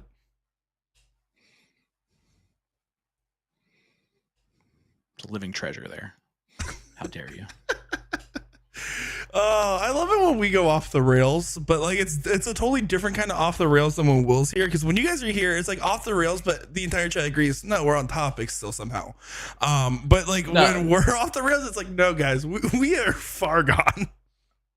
It's because our off the rails is like trying to one up each other throughout the evening, so it eventually actually crashes the whole thing, and everyone's just waiting for that moment until that moment happens, which I think it just did. Then we rebound, and now it's race to 3, and we're dynamite from this point forward. You know, no pun intended, because boom goes the dynamite, Rick Henze. Look at that call before it happens.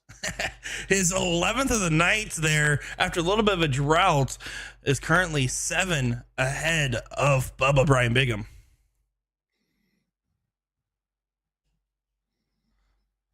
But Bubba averaging a 7 in good position. Yeah. I like the This spot. is a huge opportunity. But this is also one of the shots he typically doesn't take. I want to see him take the look after getting I wanted him to get a 4 mark and take the swing, but I don't think he was going to, and now he can't.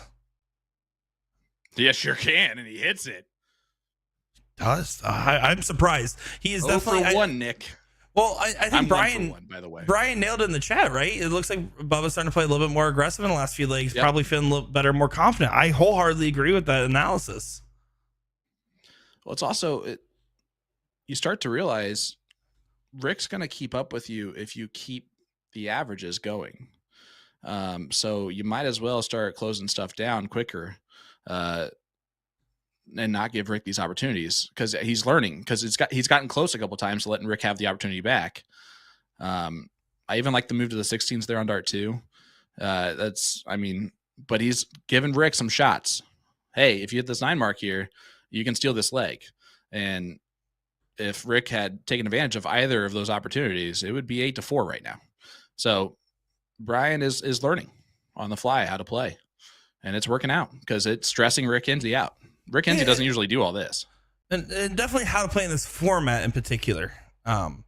To clarify, because I do think Right. he's adapting well, and then you're exactly right with your analysis. Again, he's adapting to the format, saying, "All right, this is what it's like to get pushed in here," and it's so important to get to leg 7, right? I get that 7th leg on the board, especially when your opponent's not already in that same spot, because that usually means you'll have an opportunity with the throw to get yourself to match point. A hurdle that is so hard to pass, and we've seen so many people stumble at the finish line of a long format match. How many big outrageous comebacks that we see? How many times have we saw someone lose 5-2?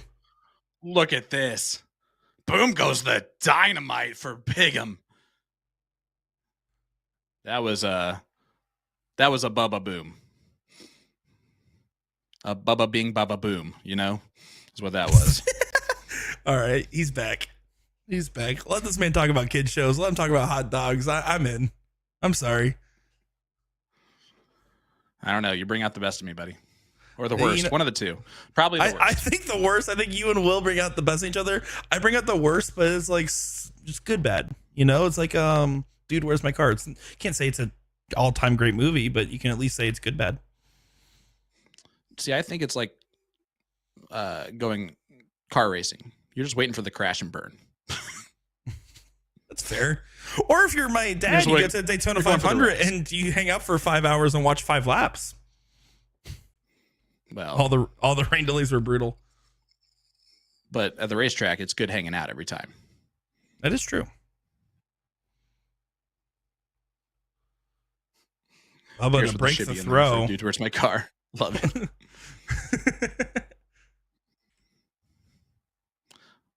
Well, sweet. Brian takes a 7-6 lead. First lead since he had it 4-3 at the break. And what a time to break the throw of Rick Henze. Now, again, if Rick just holds his throw here, it will still go to a last leg decider where they will diddle for start. But Brian now in the driver's seat has the opportunity to lose a leg against the throw or with the throw and still get it to a last leg decider. That's huge here. Rick has to win 3 legs in a row to avoid that. And with just a 3 mark, that is not going to be enough. You feel like if Bryan's been hitting consistently 7s the whole night, this is a shot built for 7 marks. 419s gives you a clean look at that 20, and it's a shot that I really want to see him take.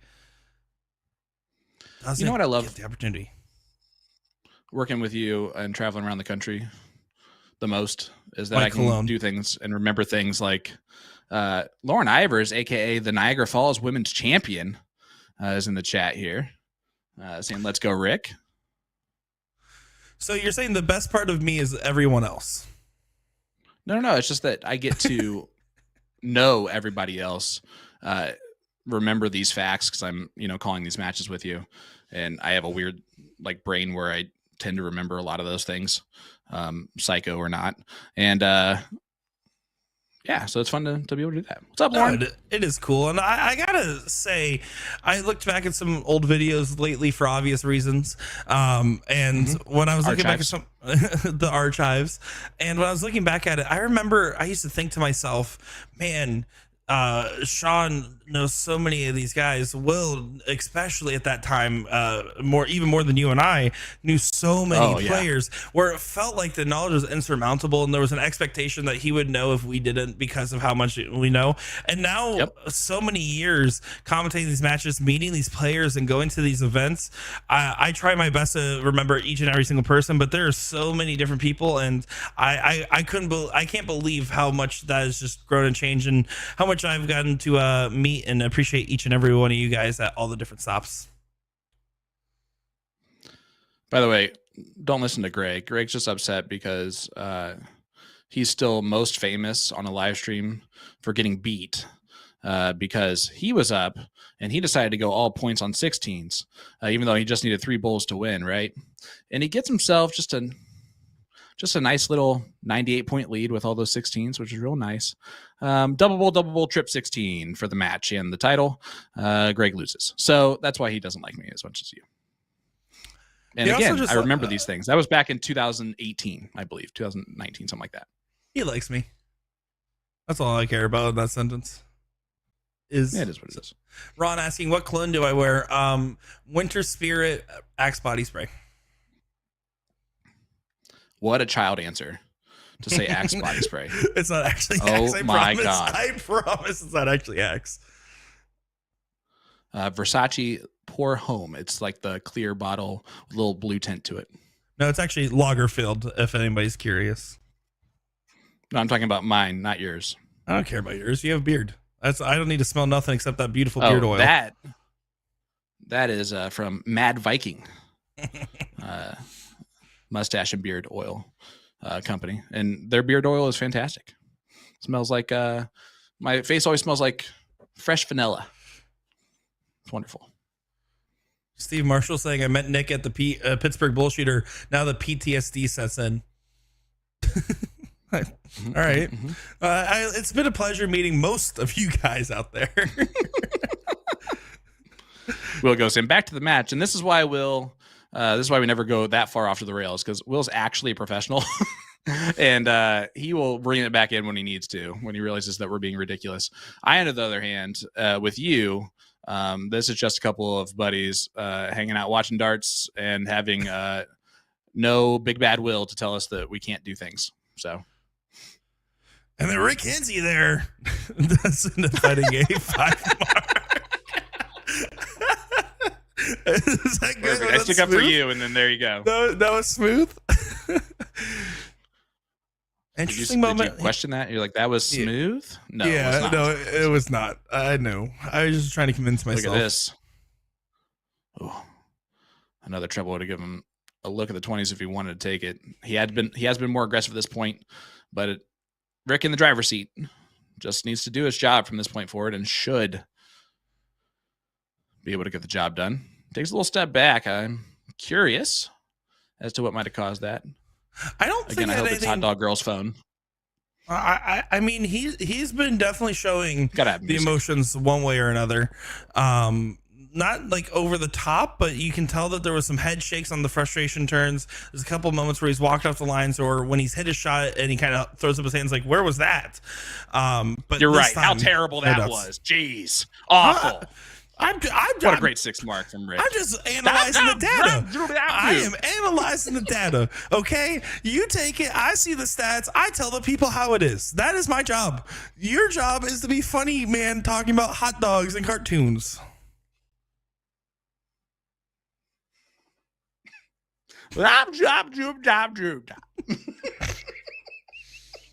Pudding pops. And no close on the 16th for Bubba. He gives himself a little bit of a clap there and just saying, all right, now I'm going to have to rely on the next leg. But he bought himself that advantage. That's the benefit of being up 7-6. But 7-7, when you have the throw, feels so important. And Oh, sorry. He's laughing at us. Yeah, there you is go. that what happened? Sorry, everybody. Yes, he's laughing at you. No way. Way to go, Nick. No way. I guarantee you he just laughed at you. Look at this. And it relaxed him. He gets almost the close. Brian George in the chat, brother, you crushed it this weekend at Indiana State. Town is unmatched. You also are someone who gets to know the players really well. Maybe he's just laughing at what she did, which is even better. And then she walked out of the frame because it's still on her instead of on Brian, who is disappeared. He gone. Where'd he go? He gone. 5 seconds. Wait, where's Bubba? This is interesting. Bubba be missing. Someone go find Bubba. Bubba be gone? Hubba bubble blue? Floated away. We gotta stop. Rick's like, I wasn't expecting this. Okay. That was peculiar. That mind game didn't work, and Rick does take it. I don't think it was a mind game. I think he just had to go. He just had to go to the bathroom. No, or he thought it was a race to 7 the other way around. I don't know what that was. He had to go somewhere. No, I mean, the leg was over for him, right? He was like, I'm going to go to the bathroom. It's fine. I mean, it's a strategic use of the time, I guess. We'll see. If this is a really great shot here, I'm all for it. If this is a random 2 mark, I'm not going to be as going for it.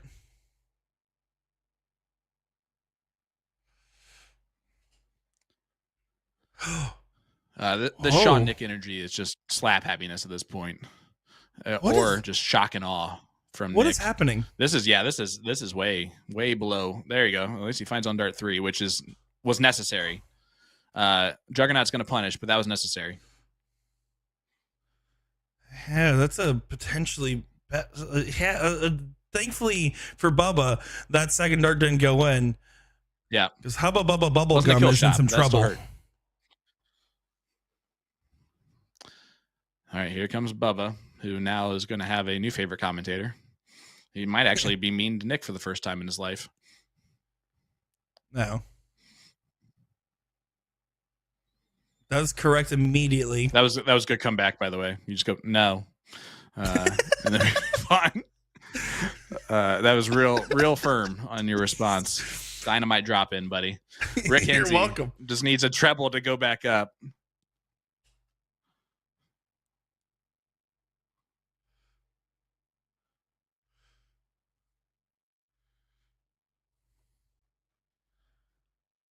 A little bit of a slow start for both these players, and I say slow at Rick with a 5.5. 5.5. But considering that it was just a 3 mark open and you're against the darts, it's an opportunity that's almost a must take at this point in the match because of how important it is. If Rick Henze breaks a throw here, he wins the match. I will say it now. But if Bubba holds, I think this goes to the distance. Will you calm down? They've thrown 6 darts in this leg. Like, give him a break here. And I'm a professional analyst, Sean Green. Well, boom goes the dynamite for Bubba. How about them apples? He said, chew on that gum. Reagan, amen. That's why you're my favorite commentator. And Rick goes, And that same pitch? It looked like he did. Oh yeah, for sure. That was a Rick Henze pitch. Like Hands Rick down. Henze, the juggernaut goes,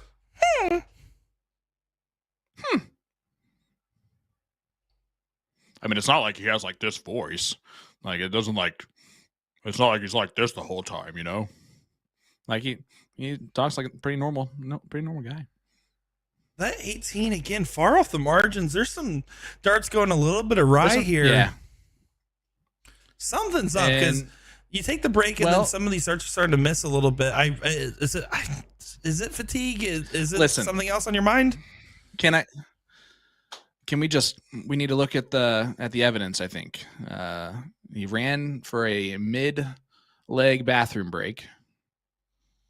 It's 7-7 and a race to 9. They've been playing this match for an hour and 45 minutes at this point, which is a really long league night. So you do that, and then you give yourself the stamina that you need to have to do this against someone like Rick Henze and compete like this. The bucket's behind him. I'm just saying there might be some stuff going on. He might be sore from lifting heavy buckets. That's what I'm saying. I'm not saying anything else. Boom goes the 8 mark for Rick Henze. Dang it, I did it. Gosh, dang it. That's a very monumental 8 mark as well. It forces Bryan to have to respond with a 9. Do you feel like even a 7 on the number downstairs, but you have to find something in your momentum to get it right back, because Rick is in a position and he has been in enough of these situations to say, I'm going to run away with this. And that's such an unfortunate second dart. Oh no. Like it's still, until you look at the tip, it still looks in. That trip 17, that second dart. I was like expecting it to like ring, and it just didn't. It did look quite nice. It looked like it was on target. Rick can take it. Oh, he doesn't, and that's interesting. Just because it's 102 point separation, it does mean that there's no way Bryan will move. It depends on where his touch is lying, though. He's having some weird deflections, some weird groupings right now. But I do agree the better shot would be to stay in the situation. Now it's no thinking about it. You got to find something.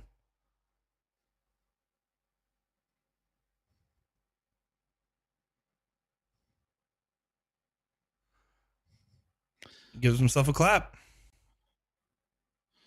Of the golf variety at the very most.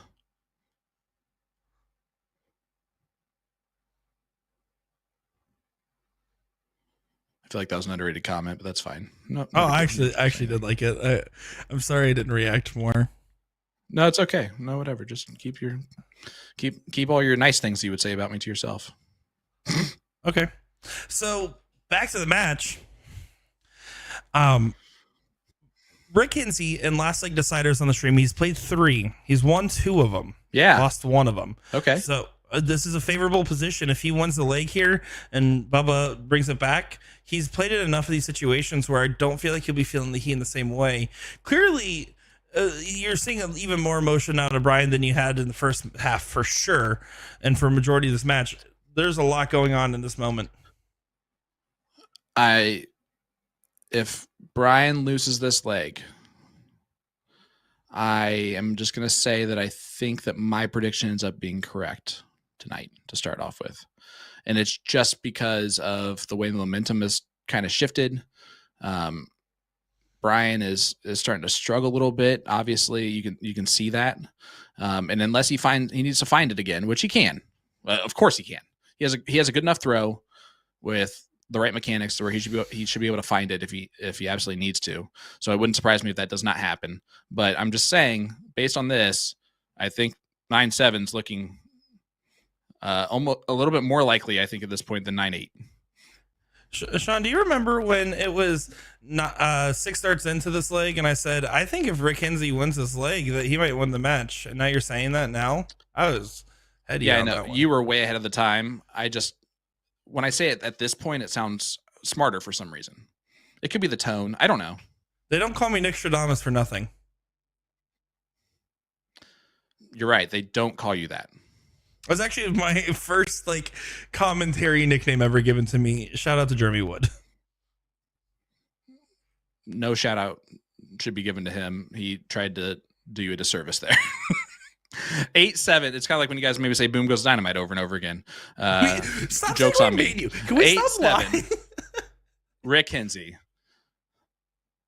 Brian, make me a dumb analyst here in this second, and Nick a dumber one for saying it first. I want nothing more than this to go to a last league decider. I know. We both Me call too. this 9-7. Your prediction's still on. Mine is off. Yep. This is a moment though, but again, a Clevey 12 is not the situation here. Yeah. Is this nerves? What is going on No. here? If you're in the Bubba camp, And those are way off the triple. This is I think this is a learning experience for CSC. I think that's the only way to put this. And I think if you've played in the CSC and you've had this type of situation occur, you know exactly what I'm talking about. Or if you've played a long tournament, or maybe you have to wake up at 8 a.m. for a Sunday tournament and you had fun the night before and in the morning, like, you know what we're talking about here. So I think it's one of those things that you have to learn how to pace in these stress environments, because you end up intaking a lot of water and beverages more so than you typically would. I'm just going to say it. I don't think it's I legitimately don't think it has anything to do with the aiming fluid aspect of it, but I do think the pace of just the mental fatigue that goes on and that long. Yes, if you're at an actual tournament and everything else, or you're playing like a back-to-back long format like this, I think that's a different story. But I will say specifically in this case, there's clear mental fatigue going on. There's clear frustrations, and there's again signs where when his confidence was back, it was clear because his shot selection was completely different. I just think when we see darts missing the way that we are, it's mistiming at this point, which not now. It's not. Look at these. Gets the double for the single, but that'll do. It's not over yet. If you're gonna throw a flyer, that's the flyer you want to throw. And I mean, and that's what I'm saying. It doesn't matter at a certain point if you just let your talent and what you do every time with the dart just work and stop thinking about anything. Sometimes that can just find it in small runs when your opponent doesn't even think it's going to happen, right? Or thinks that it's slipping in his favor, and then you throw out a 7 mark. The one benefit right now for Brian is that there has not been a 2 trouble turn yet in this leg for Rick. This is one of those things where he could have been buried by this point at a 4.33, and he isn't. And with the throw, he can actually get himself out of the situation. I don't like the look up there when you're. I don't because you just found it right in the good spot of the 19. You're struggling right now. Play off your dart that you already found. Don't fish for a new one in that scenario. You need to get comfortable first. But I think you'd agree with me that earlier in this match, we talked about him switching to a more aggressive strategy was the right move. Yes. So I think that him still taking that shot shows that he's still confident in being able to hit that shot right now, which is a good sign. And it wasn't punished very much. No, again, Henze is struggling to collect on 2 trouble turns.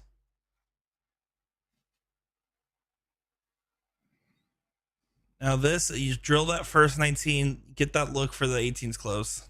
Doesn't drill it. Again, I don't want to see a look. I want to see a little bit of discipline in this moment. Yeah. Yeah, now you got to stay.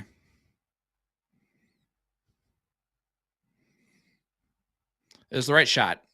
He missed it, but he shot the right shot.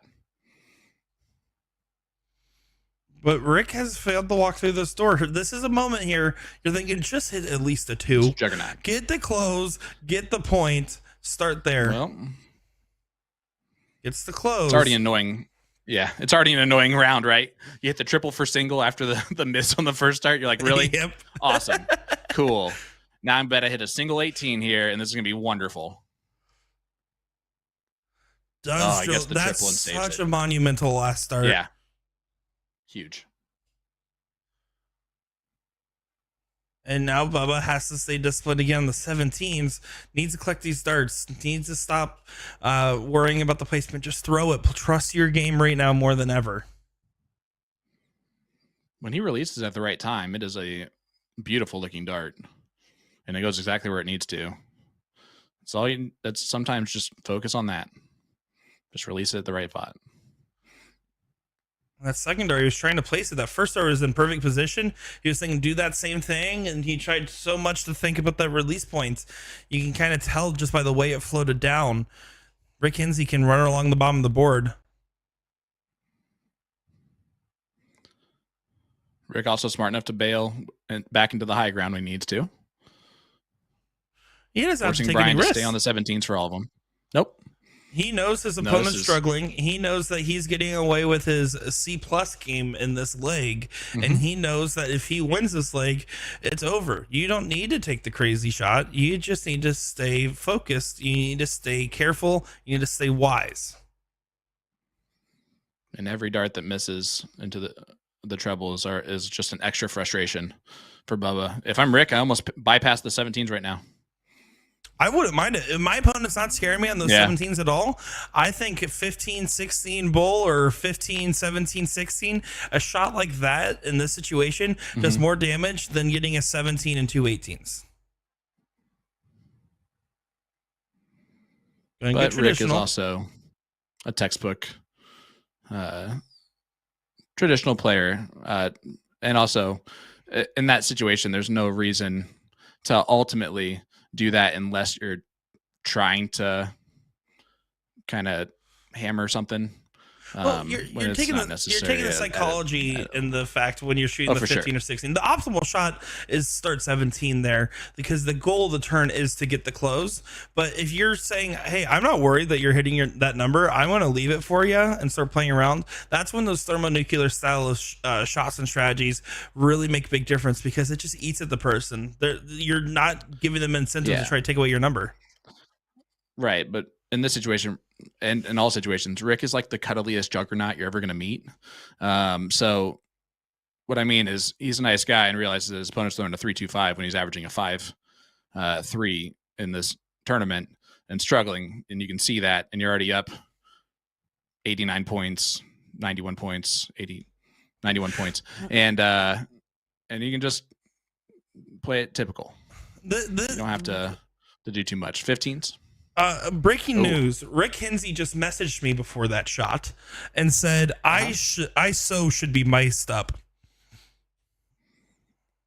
Well, nope. Not if you're going to be mic'd about it. That's not, those are squeaky animals that would make it. I mean, we've been annoying. We don't need to add mice onto that. I'm curious what I'm curious what he is saying right now because it has to be some colorful commentary from the Deadman Darts co-broadcaster. Danny Baggish in the chat. Love you, buddy. Asking for updates on the other matches. Those exist. Cooper Olsen over Steve Hennings. Eric Bob Zine over Dylan Steinke. Maloney beat Nick East. That one is old news. And nothing new other than the ones that we talked about earlier. But again, these are your last couple of days to enter into the sweepstakes and support and join us in supporting Danny and Truan and his family in their time of need. Truan was recently diagnosed with leukemia, and nobody should have to go through anything like that. But you can make those donations for Truan through the PPD sweepstakes. And Bryan tried to get himself right back in that, didn't he? Great darts, just misses. What an important dart. What a moment that would have been. The opportunity, and it was well thrown. That one was on the wire. That was one of those 50-50. It could have gone in, could have not gone in kind of shots. But, man, it just didn't quite go. Rick's having some finish line itis himself right now, and Bryan's starting to shake off of this. This is still interesting. I think this is just a texting Nick curse. You know, you just can't do that in the middle of a leg. It never goes well. but he gets it with the 6 mark there. But to finish what I was saying real quick, I'm sorry. I know that's a huge moment. But you can make a donation for Truan and Danny through the PBD sweepstakes registration and be entered to win a G3 ice dartboard from the 2024 Tournament of Champions. All proceeds go directly to Danny. And I'm going to update the number here real quick. $14,875 raised so far. Cannot thank you all in the dart community enough, but the more the merrier in this situation. So you got a couple days left. The drawing will be live, most likely, on Wednesday at the beginning of our show. Rick Henze for the title. For the title of this match, and for me to have the title of perfectly scoreline predicted, 9-7 victory for Rick Henze over Bryan Bigham, who really impressed overall tonight. Ran out of steam at the end, which happens to a lot of players, especially in their first season of the CSC when they're playing their first big match. You are not the first. You will learn from that moment and become a better dart player overall because of it. And that's always a scary thought for someone who's already showing up on that board nicely. Nick's going to fix his hair real quick before we get on camera. And here we are. Does it still look mid, but it was a great match. You're exactly right with Bubba. He's going to be very frustrated about how that match ended, but he's the kind of player that's just going to take that lesson, say, all right, time to hit the board again, and he's not going to try to make that mistake twice. A lot of potential within this season. Just unfortunately not getting the result at the end of this one. Rick Henze getting back in there. Moments of nerves. He started off slow. He finished slow, but the middle was what we expect out of Rick Henze and then some.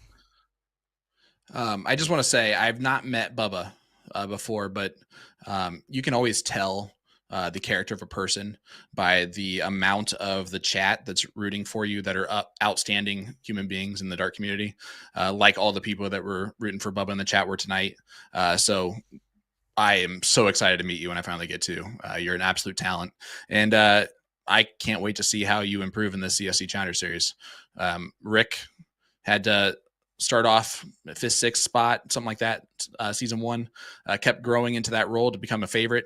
I think Bryan can be someone who does that as well. But the savvy veteran gets the job done tonight. Rick Henze, the juggernaut, keeps smashing through the walls, and he's now in the 3rd round on the winner's side, which is a dangerous spot for Rick Henze to be. Yeah, when you have someone that's that experienced, that plays at this high of a level, and is getting back to the game that we expect to see after a little bit of, let's be honest, a slump.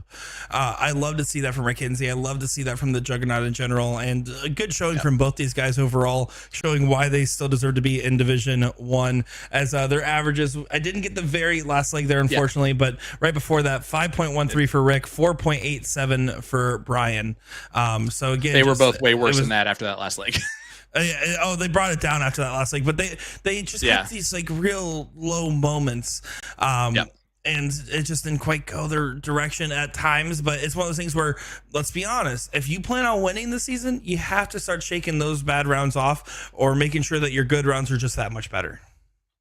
Well, let's just call it what it is. We're going to call a spade a spade. Rick can't play like that next week. He plays Mike Maloney. Mike won't let you do that. Mike will smash you to bits. The Hulk will beat the Juggernaut in that situation 10 times out of 10 if Rick shoots like that. Now, Rick had moments. The 6 that he shot after the 6-1-3 from Bryan, and then followed it with another 6, like 1-9 or something like that. Those, and I don't have those stats in front of me, but I know those are really close because I'm awesome. Those will help against Mike Maloney, but he needs more of those and a lot more of them. Thank you. I know. I didn't have to go to your to check 646 to 617. You were right there. I know. Yeah. 0.02 off. That's good. So it's going to be needed next week against Mike Maloney, and Mike is going to be thinking, "Oh, I saw a little bit of the old school Rick Henze there. Win more battle, some win more partnership there, but that one's going to be a good one. We're not going to have it because we're not going to have Rick on the stream twice, and we definitely don't want Mike Maloney on the stream. We don't know who we're having yet. We'll also say that it could be them. But I will say we do know who we're having for Wednesday night. We got Todd Wigman taking on Corey Beck, and what should be an enticing affair in that one. That should be a great match. I'm looking forward to seeing that one. Thunder Bunny's back. I'm excited Todd Wigman, which you telling me this is, you just told me as if it was the first time, because that's the first time I'm hearing about it. My league leader still takes me to the wrong stupid thing. But that being said, maybe I can just hold on. Let me undo that. Remove, back, boom. Goes the dynamite. Did not finish it all. Anyway, we're on camera, aren't we? I'm just going to leave it alone. But Todd shot something. So did his opponent. So we'll see what happens. Corey shot really well, actually, week 1. I remember that. What did he shoot? Hey, Nick, you have that answer. Hey, guys, Nick, it's been a great time streaming everything with you guys today. Do you want the answer? Do you want the answers? Like right now, we're live. Well, why like this is it. Like we still got 400 people watching us for no reason. Yeah, okay, and they don't want to hear. What was your question? And I got rid of it. What question did you want? I was trying to preface Wednesday. We'll talk about it later. No. Let's go ahead. We're already here. We're blasting off. Listen, we're having a good time. You did it. Why are you talking like that over and over again? Corey Beck shot a 4.89. Thank you. I found it myself. To Thunder Bunny is, I can't find. There you are. 4.15. So definitely a better first week for Corey Beck, but. I've seen Todd Wigman in Division 1 before, so anything goes. Former champ takes on Todd Wigman on Wednesday, and I'm done. You done? Well, hot dog, we're diggity out. Have a good night, everybody.